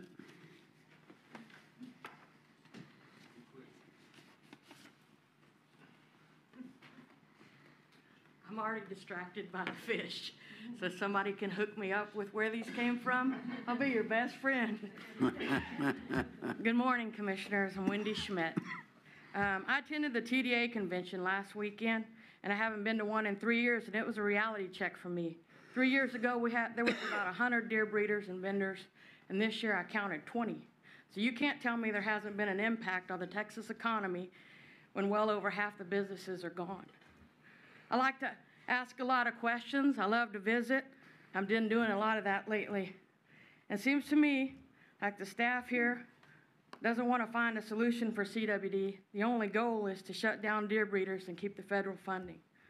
My daughter wrote a thesis about CWD about 2 years ago, and her proud grandfather handed that out here in hopes of working together to find a solution. He kept the phones hot trying to get someone to acknowledge the thesis. Nothing. It's swept under the rug. Ronnie Eccles, owners of Listing Eccles Feed, spent hundreds of thousands of dollars out of his own pocket to help find a nutritional solution for CWD. All his work swept under the rug. Dr. Chris Seabury has done all kinds of research and genetic findings. His work swept under the rug. Dr. James Kroll has years and years of experience. His knowledge has been swept under the rug. Horace Gore, 86-year-old experienced biologist and editor, Trophy Hunters magazine, written many articles on CWD. He's been quieted, and his work swept under the rug. Curl wildlife depopulation questions swept under the rug. Hollywood Park questions swept under the rug. Questions and concerns about herd plans and unconstitutional violations of property rights swept under the rug. True data, facts, and common sense all swept under the rug. The Whitetail Deer Advisory Committee of 23 to 24 members consists of maybe 3 or 4 members who are not anti-deer breeders. Let's sweep those facts under the rug. Different strokes for different folks. If you're familiar with that saying, you'll understand what I'm trying to say, and that is the rules are being applied differently depending on who you are and who you know. I realize you're all successful businessmen and women, and you don't have time to meet with every individual. But please consider supporting a committee that equally and fairly represents the deer breeders. Surely we can all agree we're all conservationists, so let's try to find a fair solution that benefits all of us and our white-tailed deer. And we can start by applying the testing rules to every MLD permit holder. So much has been swept under the rug that it's almost impossible not to notice. It is time to do some major housekeeping. And if you're familiar with the saying, boots on the ground, we have boots on the ground. And we're going to turn over everything under those rugs until it's all exposed. I'd like to ask you commissioners to help us support another committee that fairly represents deer breeders and property rights. Let's clean this mess up together, find a fair solution, save our Texas deer and landowner rights before it's too late. Thank you. Thank you, Ms. And if you Schmidt. can still hook me up with this. Okay. We'll do that. Thank you. All right. Mr. Schmidt. Say my last name. All right, Bobby. Bobby. Yeah. That was my wife's daughter-in-law. Your wife's daughter-in-law? My wife's Okay. daughter-in-law. She thinks she can, anyway. Thank y'all for being here again. you know, we heard a lot of testimony today again, and one of the things, I don't believe in the zones. I don't think they've done a whole lot of good. I mean, the damage has been done to, I know a lot of realtors have been through this quite a bit. But let's get on the, you know, I heard talking about the genetic part of this, the SS is compared to the, you know, to the SGs and GGs and all of that. You know, it's the same thing that they did with scrapies and sheep. And she was talking about the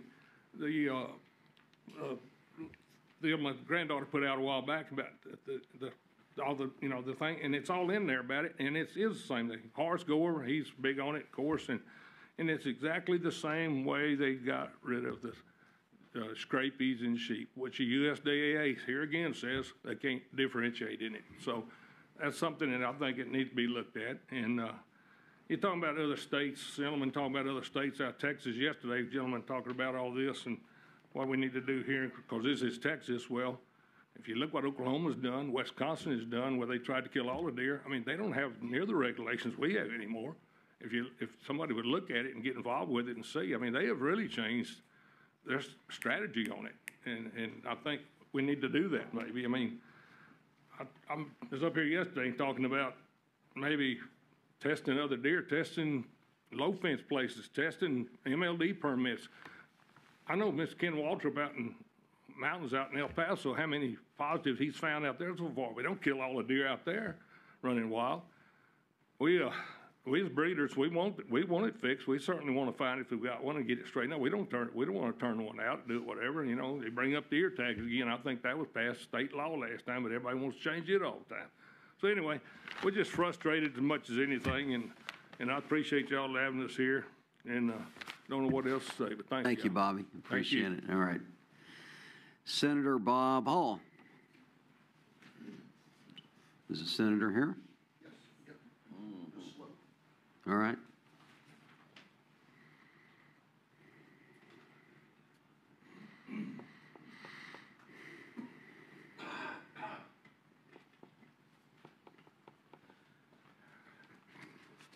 Mr. Chairman, I've got a short video here I wanted to show y'all. It's just a couple of minutes long, but they wouldn't let me show it to the public here.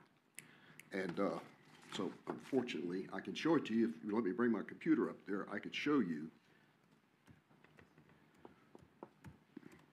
And I can show you. Well, let's hear your comments, and then, I mean, go ahead and comment. Okay, I'll tell you what it said, what it shows you here. Tell me what it shows. And first, I want to thank you for your comments about the free market. Mm-hmm. Free market is what has solved almost every one of our problems. And every time the government gets involved in trying to solve a problem, it makes it worse. Just think about this. COVID has been around for a long time, and it was not a problem until Parks and Wildlife decided they wanted to solve the problem. And what they have done is simply make it worse. They have been misleading and lying to you and to the public about issues. There's a documentary coming. This is a trailer for a documentary that's going to come out. It's going to be titled Rules for Thee, but Not for Me.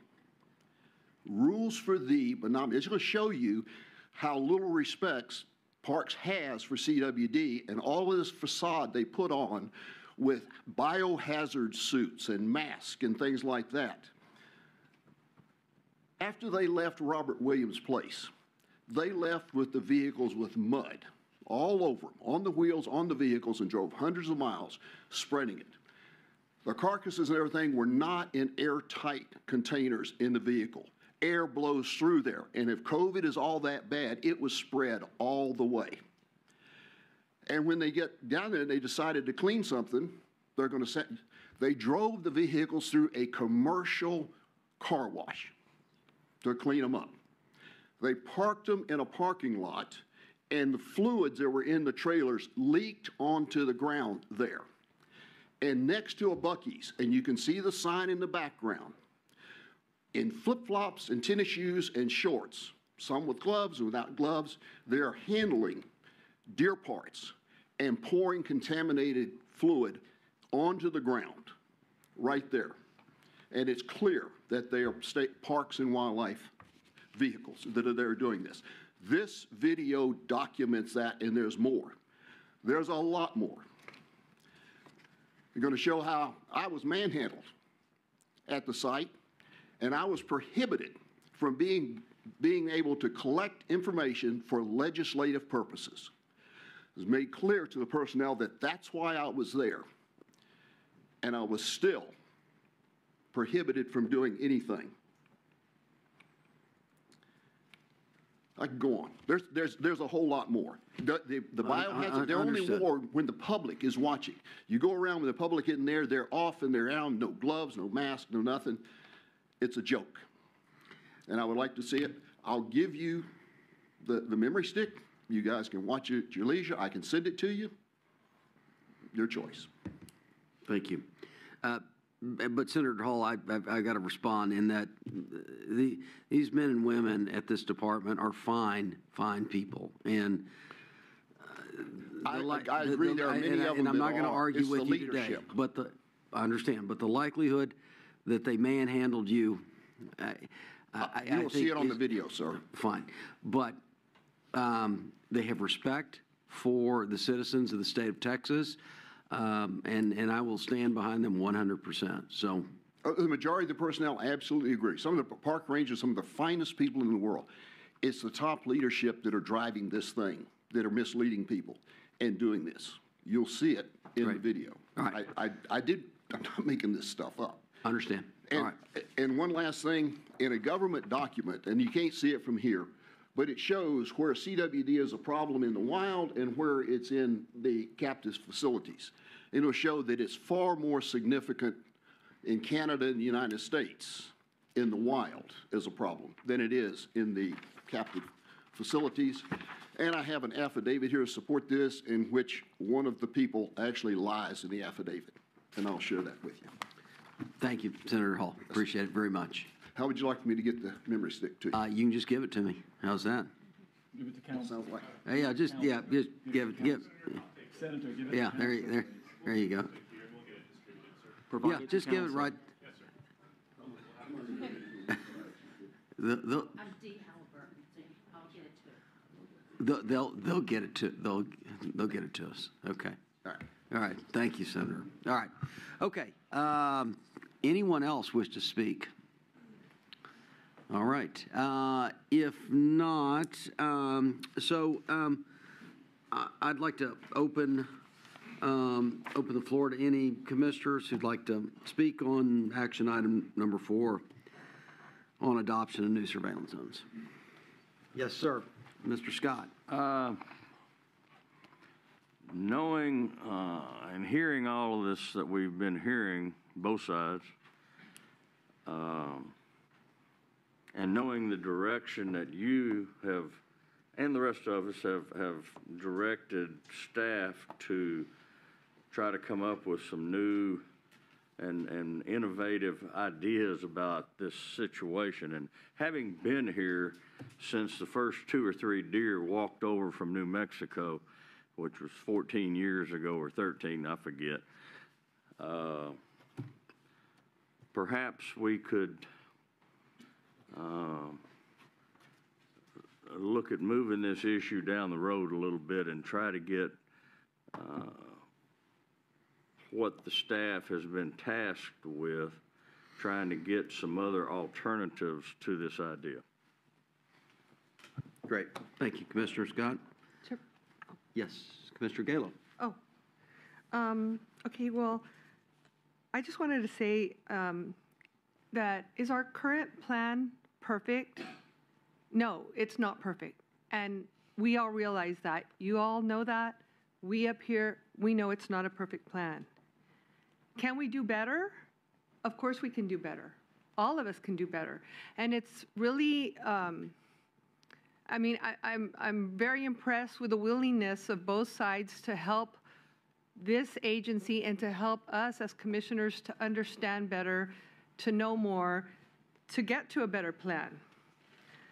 And are the concerns of the breeders legitimate? They are legitimate. Are the concerns of the adjoining landowners legitimate? They are legitimate. The land values, is that a concern? Yes, it's a legitimate concern. Some talked about being afraid to report. I've said it before. It happened in my family. We thought we had a CWD deer. We're not breeders. And I have partners, and they were afraid. But we did call in. Carter got our previous veterinarian out there. And, you know, we were lucky. It wasn't CWD. So I do understand, and I think all of us up here do understand. But we only have one chance to contain CWD. And none of us want it to spin out of control. And I know that we don't want more surveillance zones, but right now, I feel like we need to continue with our current plan until this new plan that we're talking about becomes a reality. I mean, I'm open to a new plan. I'm sure everybody up here, I'm positive everybody up here is, you know, open to a new plan. But I mean, if you're on a flight, do you change the engine while you're in the air? No, you don't. And so I think as, you know, none of us want more surveillance zones. We all want this to go away.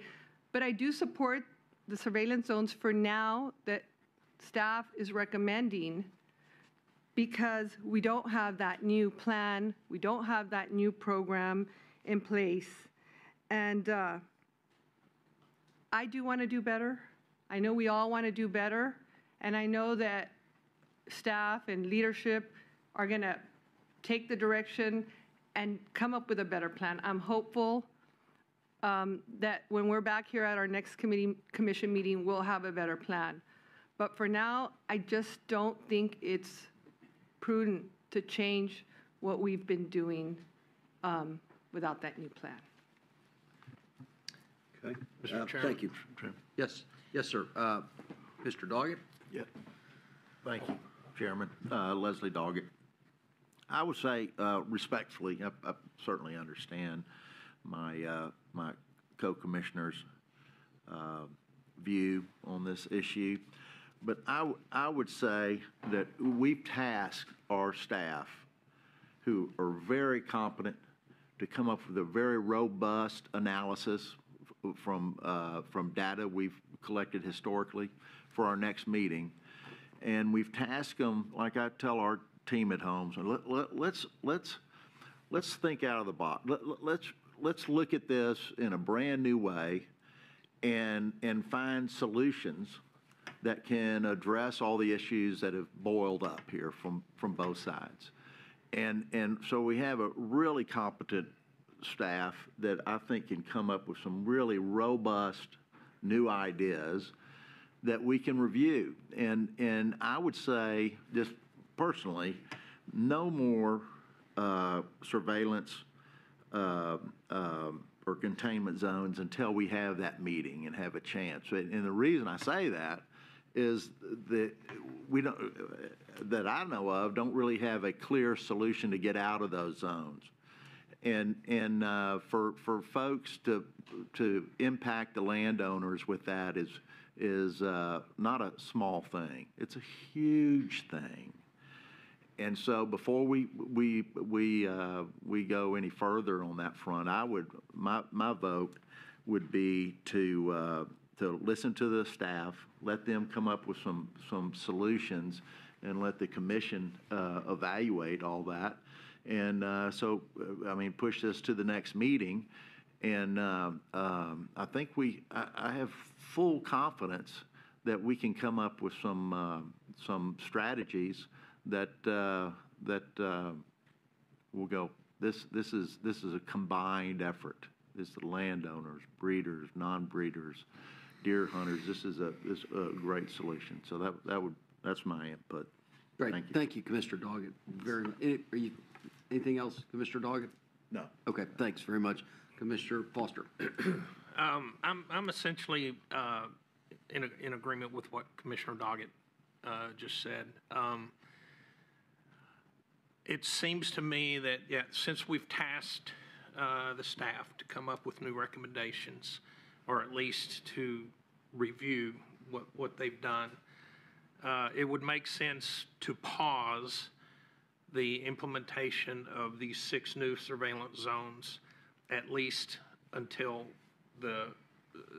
until we have a chance to review it at the next meeting, so that we don't just keep adding surveillance zones. So I would be in favor in this particular case of pausing on these 6 recommended surveillance zones.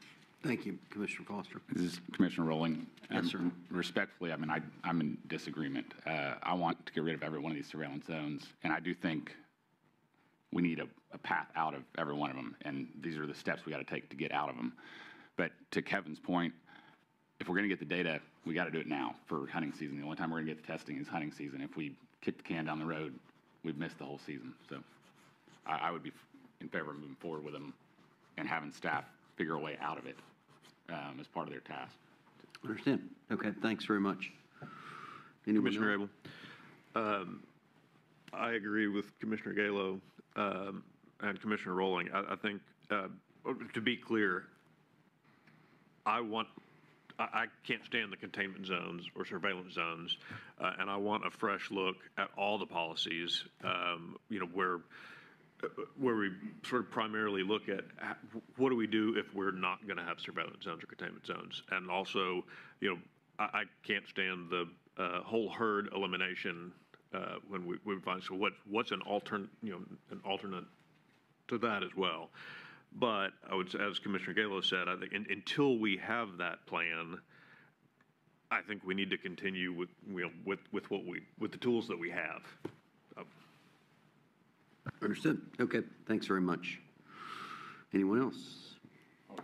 I'll wait and see if Vice Chair. Bobby had anything. Bobby. Okay, Commissioner Patton,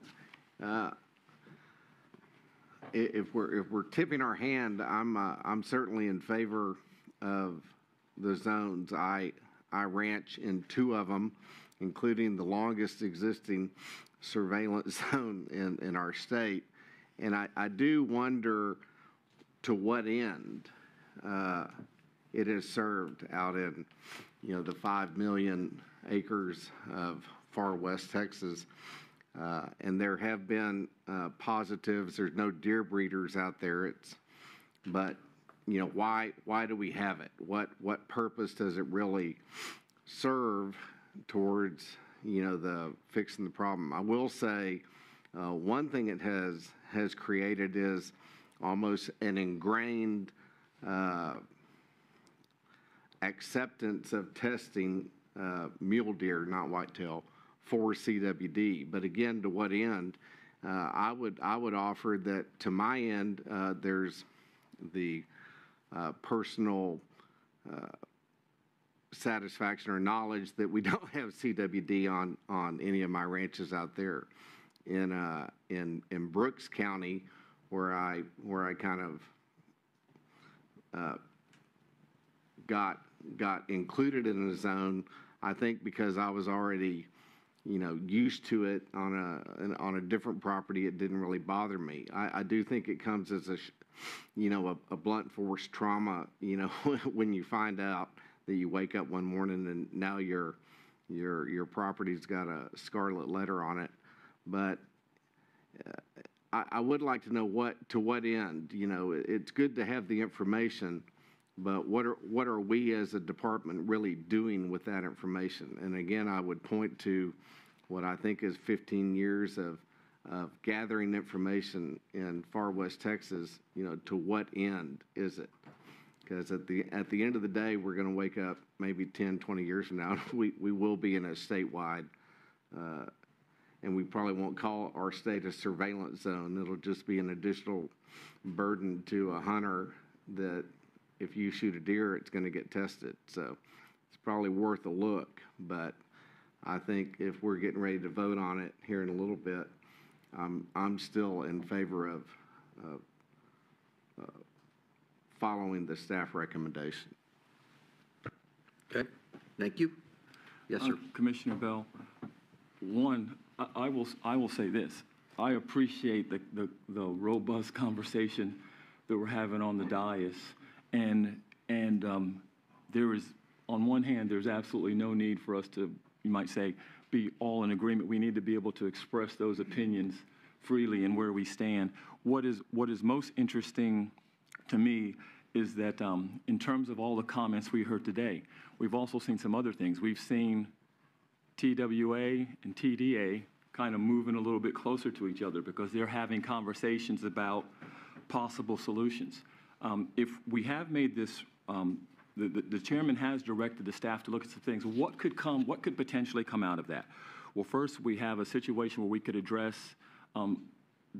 help deer breeders understand what they need to do. We also have the situation where we talk about free-range animals and how we're going to be addressing free-range animals. We have, whenever we have a positive in a free-range scenario, the containment area is actually much, much larger than for a breeder, and it was because of the range of the animal. So we need to look at that because technically right now, let's say we didn't have any deer breeders at all, would CWD be gone?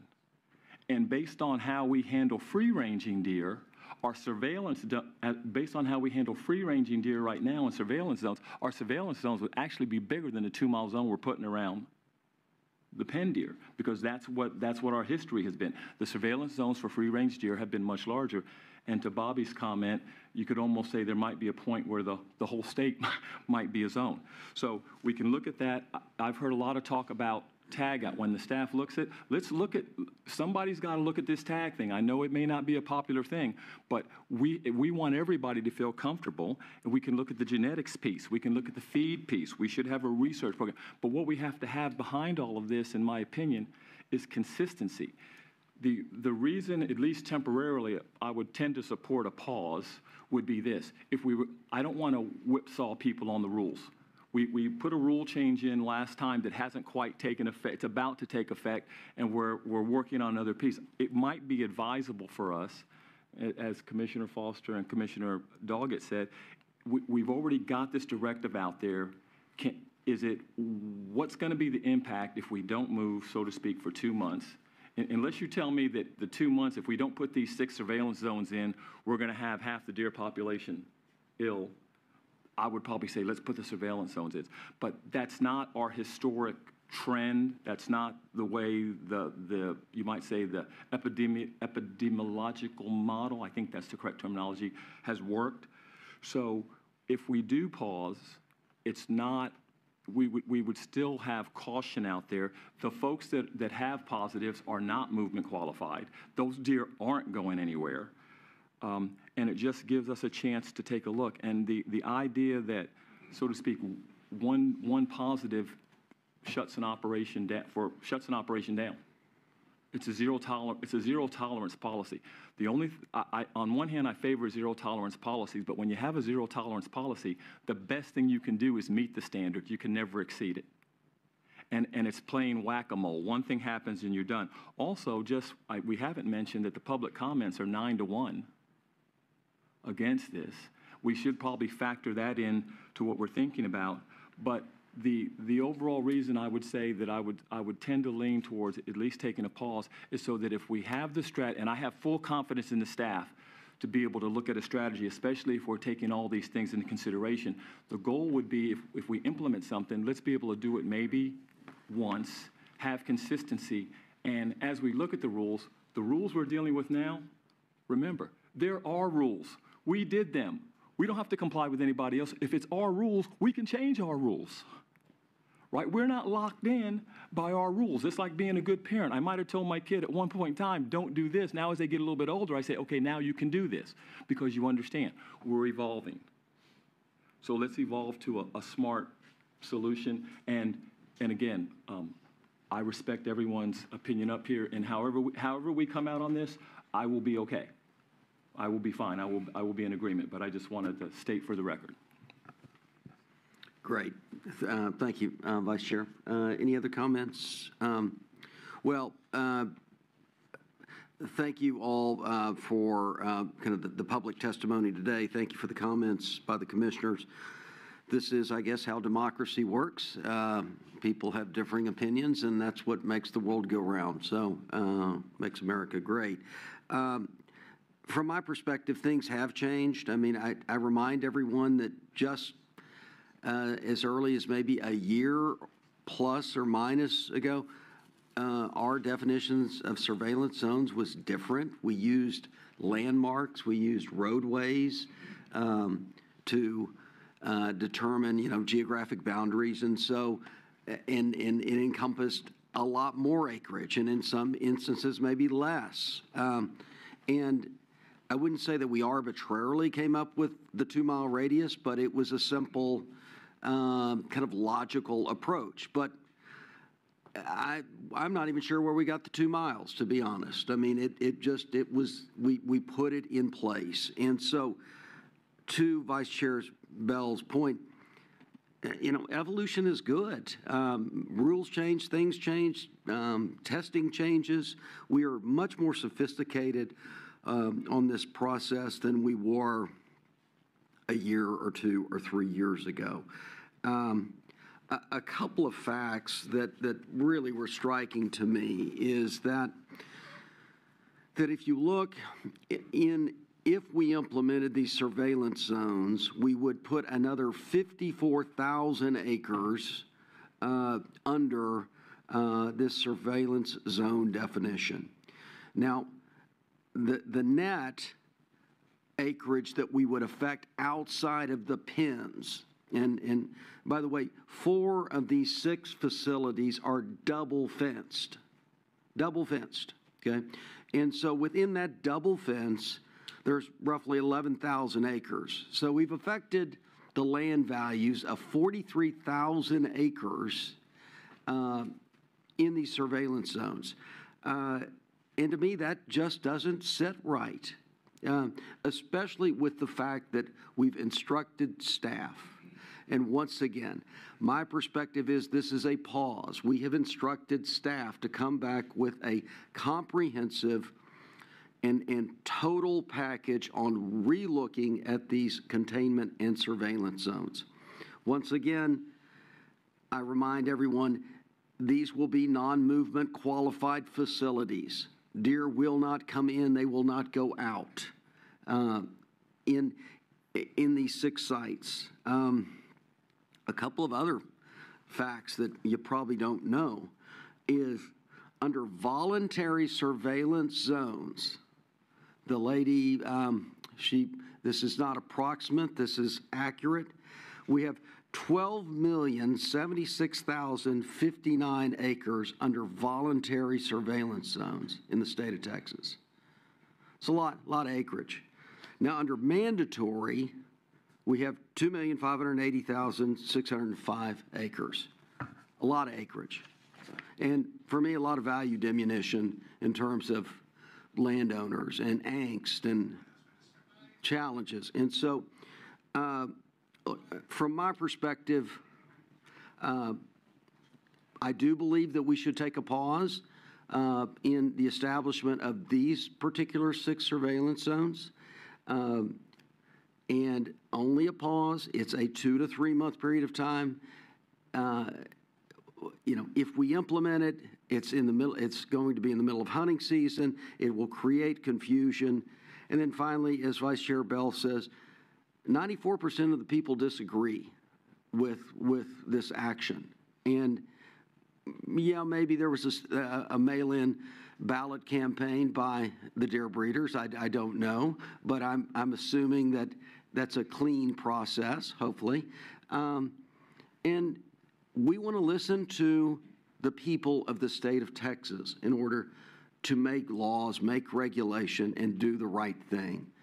And most importantly, let the free market work and not diminish market value of rural acreage in the state of Texas. So with that, I have a comment. Yes. Okay, Chairman, I understand exactly what you're saying, but some striking facts to me were like what Mary Pearl said yesterday. Since August 2002, the average of CWD, it's nearly 1 detection per month since the year 2002. Somebody else, I didn't catch their name, came up and said that there's non-compliance with these breeders that are in containment zones. And that's a striking, fact to me. And like I said earlier, I'm not opposed to getting a new plan. I want a new plan. I want to hear new ideas. I think I even asked Chairman Applin, put me on the CWD advisory. I want to learn more. I want to know more. But I can tell you that you're saying, and we have in front of us today, that it's 94, 98, or people are against this plan.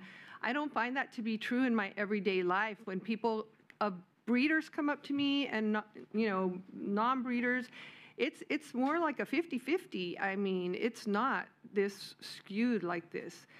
And also, some of the things that we need to remember is that we're tasked here to preserve the resource, for generations to come.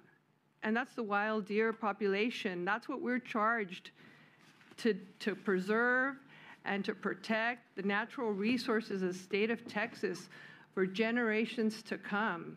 And that includes our wild deer. Great. Thank you. Commissioner Galo? I would just say one more thing. If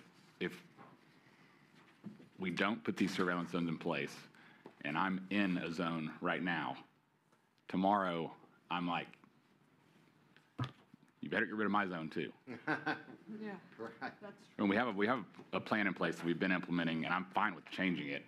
But if I'm in a zone right now and we don't implement these, I'm hot. Well, the law was enacted, and the law has been changed. So I understand your point, but this is a 2-month process, okay? And in many ways, we are splitting hairs on all of this. It's in that we will get to a final answer, and I don't know what that final answer is going to be, but I'm not north-winding the staff, because they will do their work and they will do the science behind it. But I mean, the likelihood that, and as I've said, the containment zones around pens, that is a steel trap and should be. And from my personal perspective, I think every deer breeding pen should be double fenced. Okay? That's a personal opinion, okay? Not based on science. If we are all truly trying to do the right thing here. And so, in me, this is a symbolic statement to say we are going to pause on severe regulation until the staff comes back for 2 months.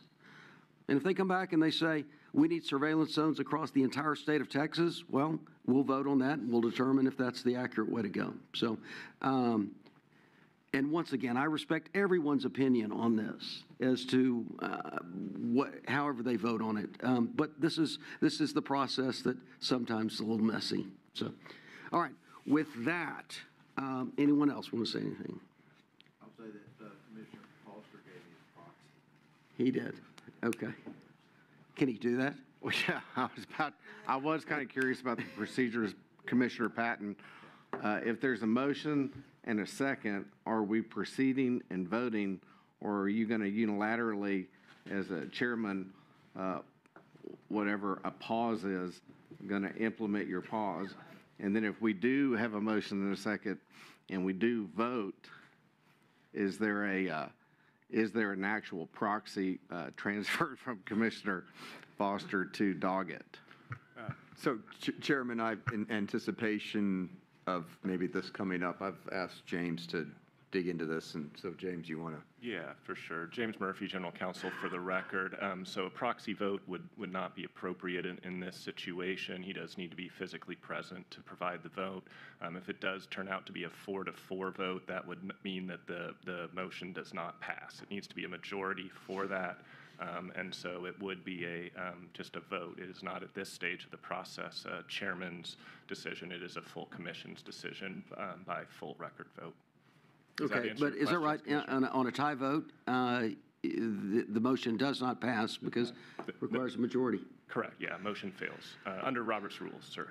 Understand. Okay, good. So yes, Commissioner Patton, we will present the action item. People will vote for or against. So no unilateral decisions here. This is of the people. All right. So with that, is there a motion for approval? Commissioner Bell makes a motion.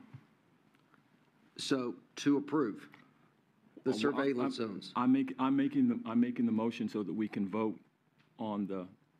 Yes, I'm making the motion that we vote for consideration of how we move forward on the. Okay, got it. All right, perfect. All right, and is there a second?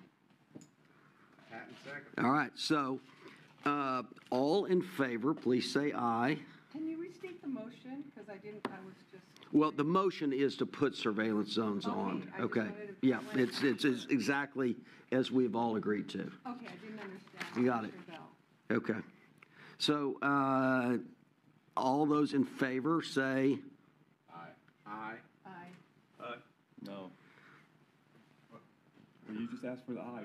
Okay. All right. Fine. So there's 4 ayes. I apologize, Chairman. Just want to make sure we get this accurate. If we could just slow a slight step on it, I want to make sure if we could do a roll call vote. So I think we heard Commissioner Rowling first. Commissioner Patton? With mics on, please. Thank you. Patton, aye. Commissioner Galo? Galo, aye. Scott, no. Bell, no. Abel, aye. Doggett, no. Hildebrand, no. All right. Foster, no.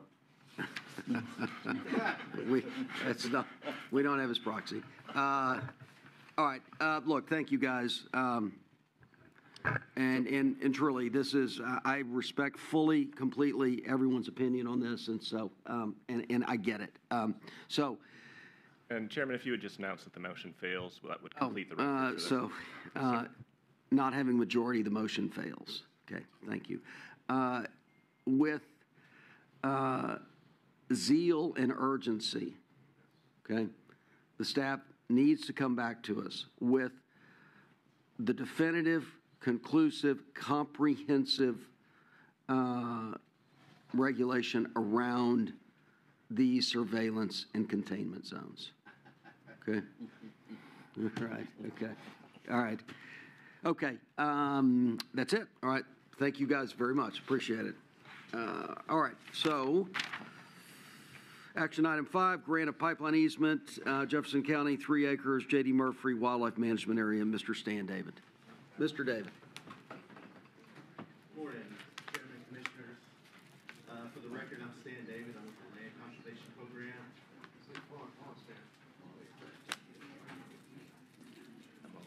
Say it again. Morning, Chairman, Commissioners. For the record, I'm Stan David with the Land Conservation Program. This presentation is a grant of easement, Jefferson County, approximately 3 acres at the J.D. Murphy Wildlife Management Area. J.D. Murphy, WMA is close to the Louisiana border. A red star migrated a little bit, but it's the county right at the border. You can see that it's close to Port Arthur, Texas. The J.D. Murphy WMA consists of approximately 25,500 acres of coastal marsh and open water within the Texas Chenier Plain. The WMA is divided into 3 units. It's the Hildebrand unit, Big Hill, and Salt Bayou unit. The WMA is adjacent to 1 existing LNG export facility and another is under construction currently. Chevron Phillips Chemical Company LP requests an easement crossing the north side of the Hildebrand unit of the WMA. The proposed easement is for a 12-inch highly volatile liquid pipeline and would be approximately 2,672 feet in length and 50 feet wide. Chevron would construct the pipeline using underground horizontal directional drilling, which means no surface damage to our WMA. This map shows in blue the path of the right-of-way of the pipeline. A, B, and C are small water bodies. The red area is no public use area. And the red line going outside of the Hildebrand unit is the continuation of the pipeline. The unit's outlined in yellow there. 11 responses so far, 3 support, 8 in opposition. Staff recommends that the commission adopt the following motion. The Texas Parks and Wildlife Commission adopts the resolution attached as Exhibit A. I'd be happy to answer any questions if you guys have. Thank you. Any questions? Commissioner Bell, just clarification for the record. That easement, the pipeline that they're considering putting in, all of that would be underground, so there would be no surface impact. So the entry and exit point would be outside our area, correct? They would enter on adjacent neighbor, exit on adjacent neighbor, no trench, no digging, no disturbance on WMA property. Okay, thank you. Yes, sir. Do we allow open pits or open construction of pipelines at all on any of them? It's allowed, but strongly discouraged. Okay. When available, you know, when it's a long, you know, a mile long, they can't directional drill everything. So this one's short enough that they can, but it's strongly discouraged to open trench. Understood. Okay, great. Thank you. All right. If no other comments, is there a motion for approval? Scott, so moved. Is there a second? All in favor, please say aye. Aye. Any opposed? Hearing none, motion carries. Thank you very much. Yes, sir. Action item number 6, acceptance of donation and expansion of coastal management area boundary, Brazoria County, approximately 33.616 acres at Follets Island. Mr. David. Sir. Commissioner Chairman, Stan David for the Record Land Conservation Program. This presentation is for an acceptance of a donation and expansion of the coastal management area boundary. Brazoria County, the donation is approximately 33.616 acres at the Follets Island coastal management area. Red Star, Brazoria County, close to Galveston. The circle there, Follets Island CMA, is between Surfside Beach and the San Luis Pass. The Follets Island Conservation Initiative was established in 2014 with the acquisition of approximately 441 acres. In March of 2017, Commission authorized future acceptance of conservation tracts within a 1,300-acre area known then as the Follets Island Conservation Initiative area. In 2018, the Commission authorized expansion of the project area to approximately 3,000 acres. The boundary provided at the time and the added tracts since now make up the Follets Island Conservation or Coastal Management Area, the CMA. TPWD has the opportunity to accept a 33.616 acre donation and pursue acquisition of at least 2 other tracts just northeast of the current project area with the frontage on Coal Pass. Acquiring these tracts would allow permanent protection of coastal habitat and maintain, enhance, and restore their ecological functions and values. Chronological order, phase 1, 2, and 3 from the inside out. You can see phase 1 was the smallest. 2018, we opened it up more, and we're asking for a larger area now. There's available tracts that we're pursuing. Outlined in blue is the 33.616 acre tract. It's undeveloped. As you can see, it's close to neighborhoods. There's a possibility it could be developed in the future. 16 responses, 15 in support, 1 in opposition. Staff recommends that the commission adopt the following 2 motions. The Texas Parks and Wildlife Commission accepts the donation of approximately 33.616 acres in Brazoria County for addition to the Follets Island Coastal Management Area.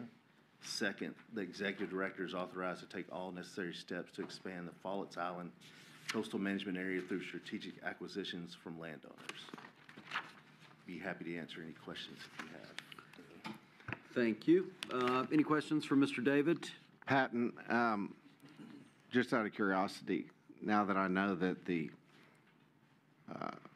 parks and SNAs are under the Parks Department and WMAs are under the wildlife side of the department, where does the CMA land? Coastal Fisheries.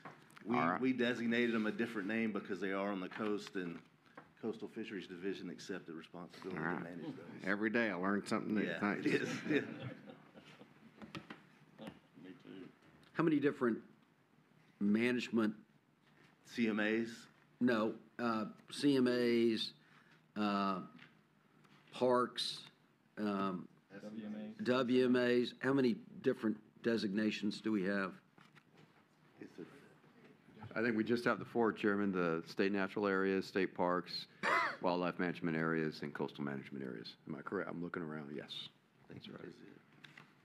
Okay, and I'm sure there's good reason as to why we have them all named differently. Different funding mechanisms primarily, yes. Okay, all right. Okay, thank you very much. Any other comments? So we have two motions. The first being the Texas Parks and Wildlife Commission accepts the donation of approximately 33.616 acres in Brazoria County for addition to the Follets Island Coastal Management Area. Is there a motion for approval? Is there a second? Bell, second. All in favor, please say aye. Aye. Any opposed? Hearing none, motion carries. Second motion, the executive director is authorized to take all necessary steps to expand the Follets Island Coastal Management Area through strategic acquisitions from landowners. Is there a motion for approval? Scott, so moved. Is there a second? Bell, seconds. All in favor, please say aye. Aye. Any opposed? Hearing none, motion carries. Thank you.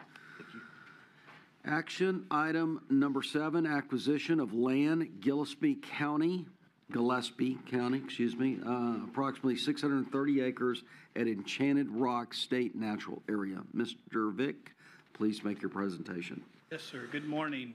For the record, my name's Trey Vick. I'm with the Land Conservation Program. Today I'm presenting a 630-acre acquisition at Enchanted Rock, which is located here in Gillespie County, shown on the map. It sits just outside the town of Fredericksburg. Enchanted Rock SNA consists of approximately 1,650 acres in the central Texas hill country, protects the natural landmark of Enchanted Rock. It is located just outside of Fredericksburg, and the state acquired and opened the SNA in 1978. Enchanted Rock SNA hosts approximately 250,000 visitors a year. It is one of the most popular parks in the system. Staff prioritizes acquiring state park inholders along with adjacent properties from willing sellers to improve recreational opportunities and ensure conservation of parks and wildlife land.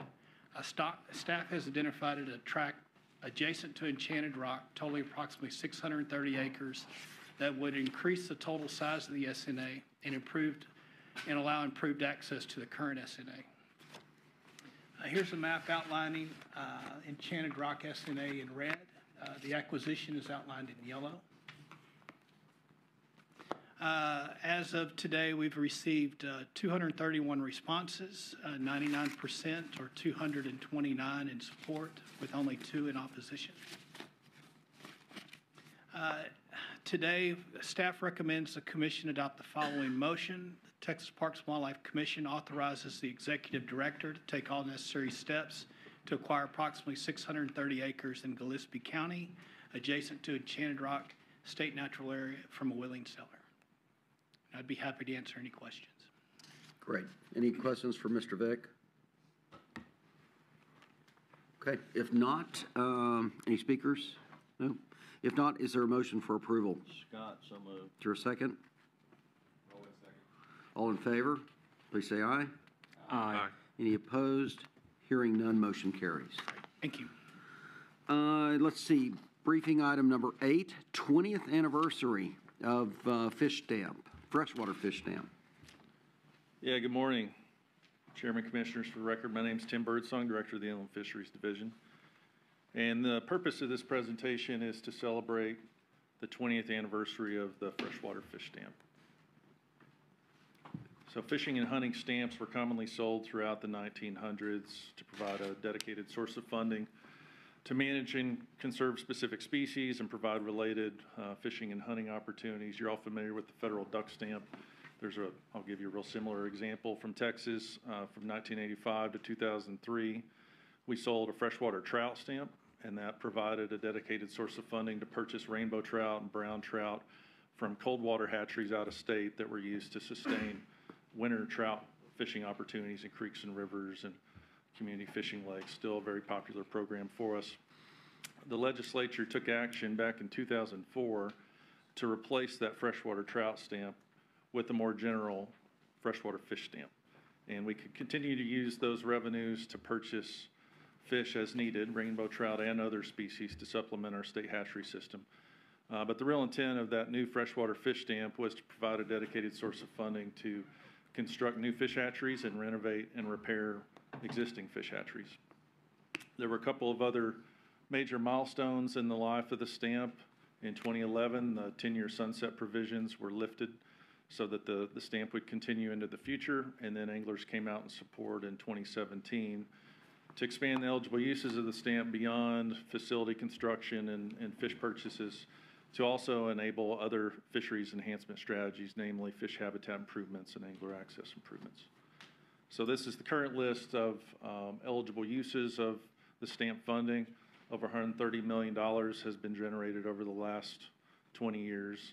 And there was a discussion earlier about the Sport Fish Restoration Act, federal funds that are available to all state fish and wildlife agencies around the country that are leveraged 3 to 1. So every dollar that's made available for operation of our hatchery system gets leveraged 3 times over. So $1.5 million that's made available for hatchery operations ends up being a $5.5 million operating budget for our state hatchery system. So also investing, as noted here, in fish habitat and angler access improvements that we also leverage many times over with partner dollars from local fishing clubs, watershed alliances, river conservancies, and others. In the photo there, I want to spotlight the late Commissioner John D. Parker. Commissioner Parker was a major supporter and advocate of the stamp program and of our hatchery system.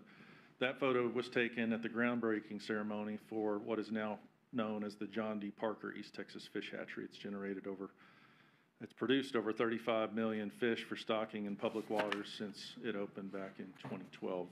And it was one of the first projects that was constructed with stamp dollars. If you want to look at statewide impacts of this program, you can see in orange all the fish stocking locations from fish produced by our 5 freshwater fish hatcheries. So nearly 500 million fish that have been produced over the last 20 years. And if you look back to the beginnings of our state fish hatchery system in 1925, we've now stocked 1.5 billion fish in freshwater systems throughout the state. Just in the last 20 years, that's over 1,000 different water bodies that have been stocked in Texas, shown on the map. Green dots show the facilities that have been constructed, renovated, or repaired, and then purple are the fish habitat and angler access improvements. We're talking about fishing piers and kayak launches, other sorts of angler access enhancements. That photo shown in the middle there, that's a striped bass, and we used stamp funds to be able to construct a holding facility for adult striped bass. These are our brood stock. These are the parents of the fish that are produced and stocked in dozens of water bodies all around the state. And just to give you an idea of local economic impact, the striped bass fishery at Lake Texoma alone is valued at $46 million annually. Largemouth bass, shown on the bottom photo, is raised and stocked in lakes throughout the state. And economic impact studies done for individual lakes range from $20 million to $47 million. Lake Sam Rayburn is $47 million annually in economic impact. About half of the anglers targeting black bass fisheries there at Sam Rayburn are tournament anglers. So huge impacts to local economies from fishing. And you may not have heard this number before, but $11.1 billion in direct expenditures by Texas anglers. And that was the most recent study done in 2022. We repeat that study every 5 years. We have 4.1 million Texas anglers who spend $11.1 billion going fishing. And that's restaurants, that's gas stations, and there are ripple effects throughout local economies.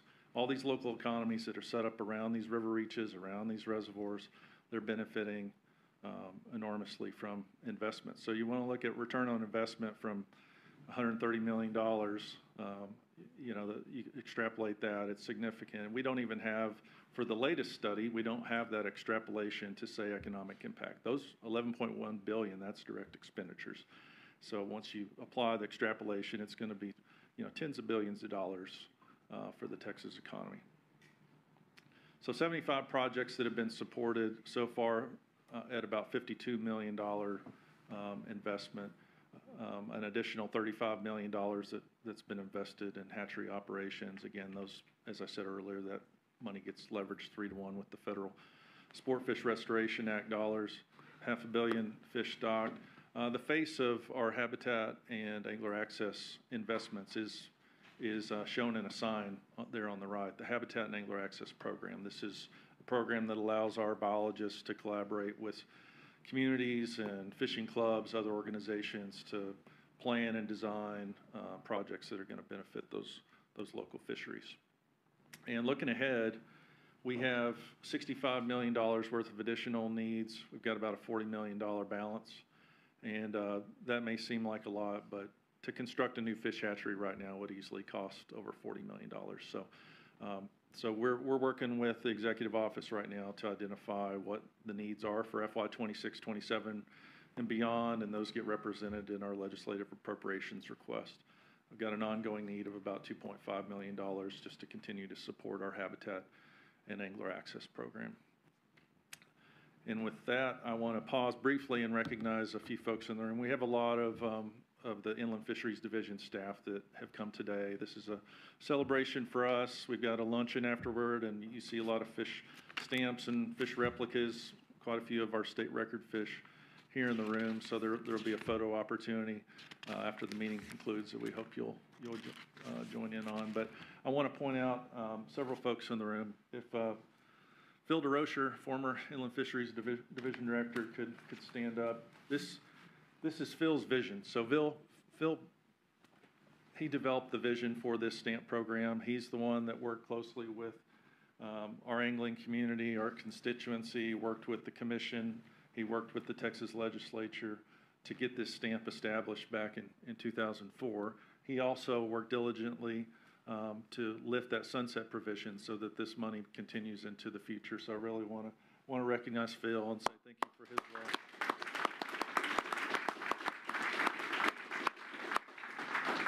And then I want to recognize Todd Engling, who's sitting beside him there. Todd is our Deputy Division Director in Inland Fisheries Division, and he's the guy that made it happen on the ground. I mean, he had a role in every single infrastructure project, every enhancement that was done over the last 20 years. So I want to recognize Todd. I also want to recognize Dave Terry, retired Fisheries Management and Research Branch Chief, and Dave was the visionary behind expanding the eligible uses to include habitat and angler access, really recognized that need there, and in partnership with Craig Bonds, our division director at the time, worked with the commission, our legislature to expand those eligible uses. I also want to recognize a couple other folks. Travis Tidwell here is one of our biologists who really stepped forward and provided the structure and the design for our habitat and angler access program that's been a relatively new program that's just been implemented over the last 3 years, but it's been a hit among our angling constituency. And a lot of other inland fisheries folks in the room that if you could just raise your hand and acknowledge that you're here. But really appreciate all of your efforts. And Craig Bonds was a major leader in all of this as well. And thankful to have his continued engagement in supporting our efforts to manage and conserve freshwater fisheries resources. So I just want to give a round of applause for all these folks.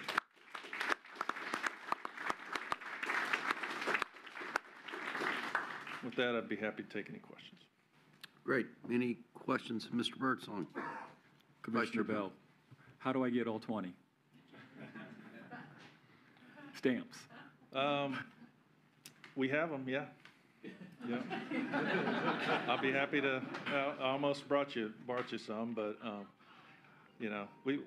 yes, we have stamps that we would love to get in your hands. You can see the framed prints and stamps that we have around the room here. Fantastic artwork that's been done, and unfortunately, the commemorative collector's edition stamps were not the best sellers, and so we've, in recent years, shifted away from producing the stamps. It's now become an endorsement on your license. So as with advancements in fishing and licensing, our licensing technology, there wasn't a need to issue a physical stamp anymore. So moved away from that, but we do have all this beautiful artwork, and we continue our state fish art contest, which you may not have heard about, but it's a national program, and so students around Texas, around the country, are all producing very beautiful artwork like you see here on the screen, and so we recognize those students and their scholarships, and it's a great program.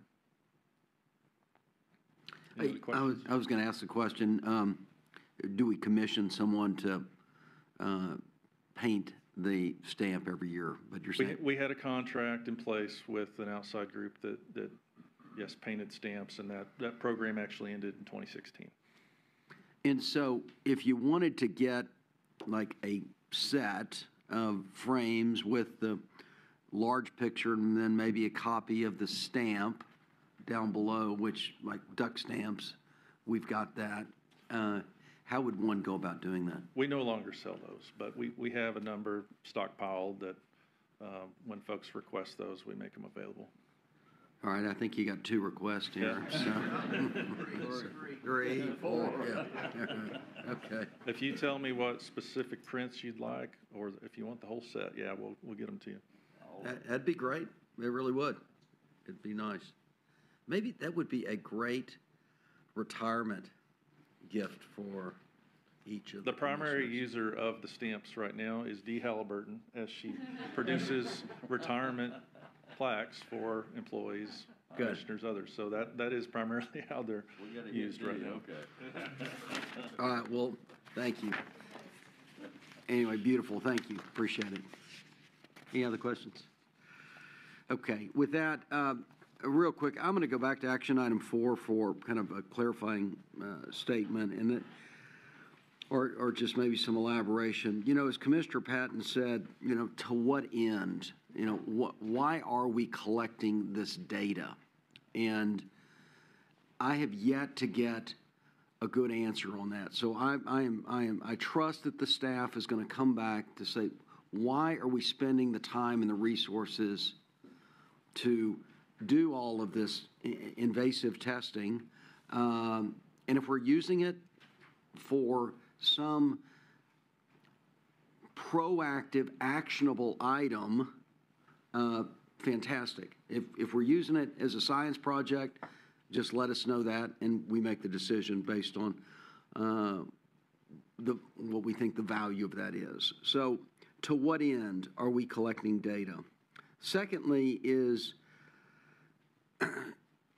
we have a plan in place with MLD permits and the ability to require landowners to test deer. And I don't know the geographic spread of those MLD permits. I suspect they're all over the state.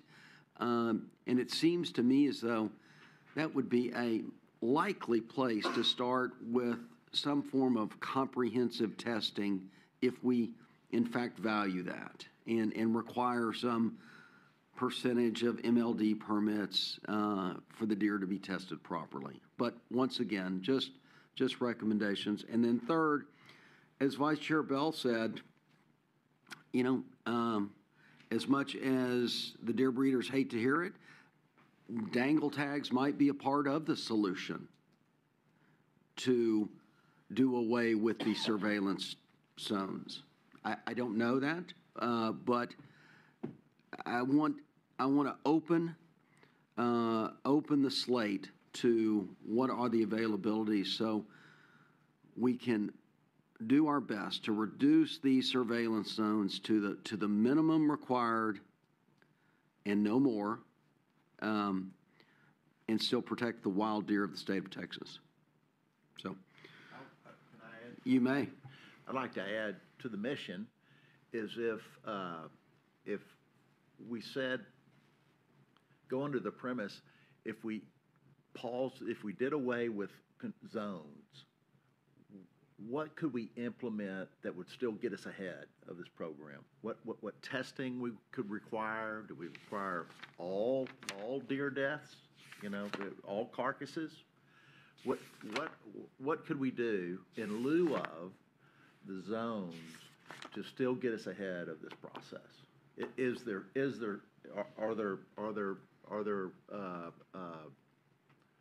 Are there any initiatives, requirements, testing programs that we could undertake in lieu of zones? I'd love to see that alternative if it exists. That'd be great. Okay. I mean, be creative, I think, is what you're hearing. I mean, if the recommendation, I don't know this to be true, and I don't know the cost associated with it, but if double fencing's a solution to prevent the definition on 12 million acres in the state of Texas and diminishing that value, then maybe that's the answer. But so be creative. All solutions are welcome. Okay, Commissioner Patton, and if as this commission voted today, I quite frankly think it is a worthwhile exercise in looking at rolling back surveillance zones that we put in place to be fair, to be consistent. If we're I don't see any reason why we're pausing, or I don't think we're pausing. I think we voted it failed today. I would be inclined to vote that we roll back the surveillance zones that we put in place. They're no different other than the period of time that from today to a year ago.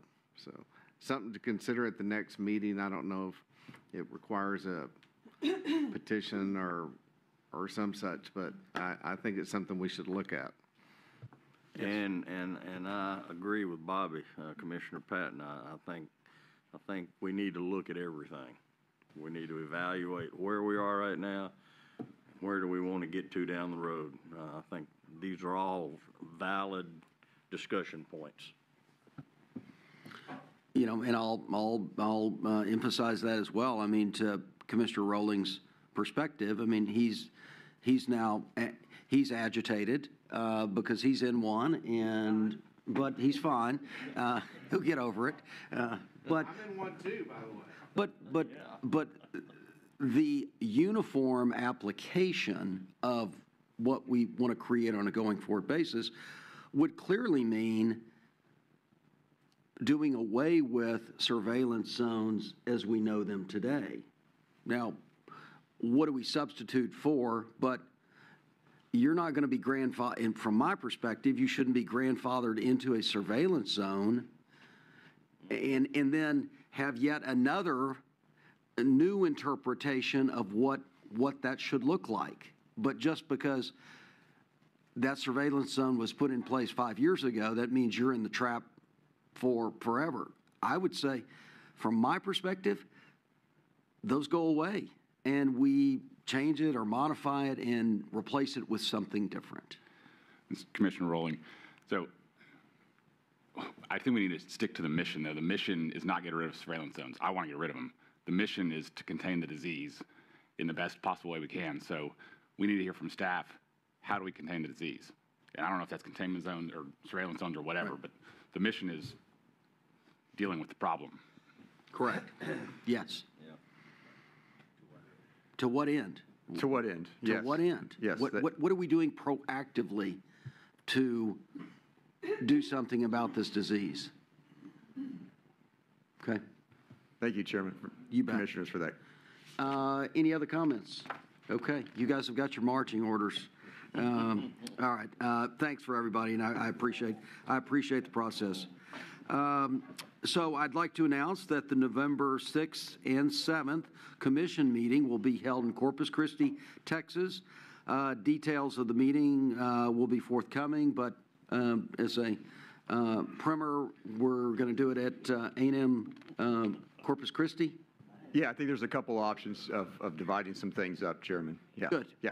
But it will be in Corpus Christi. Yeah, staff's he's gonna have they'll have a good program set up for us, and I think we should really try to implement, historically, you've moved it around once a year or twice a year? Just once. Just once? Yeah, just once. Okay, and so I think, I'm the chairman, so we can do it this year, but when I'm not, they'll make their own decisions as to what they'd like to do. But for me, I like to get out and see some of the facilities that we are involved with, so, okay. Jeff, quick comment. Yes, sir. I have been to all of them that we've done. We did Lufkin. We did up in Amarillo and up that neck of the woods a couple of times, and then we went to McAllen and Brownsville, and we had some of the greatest.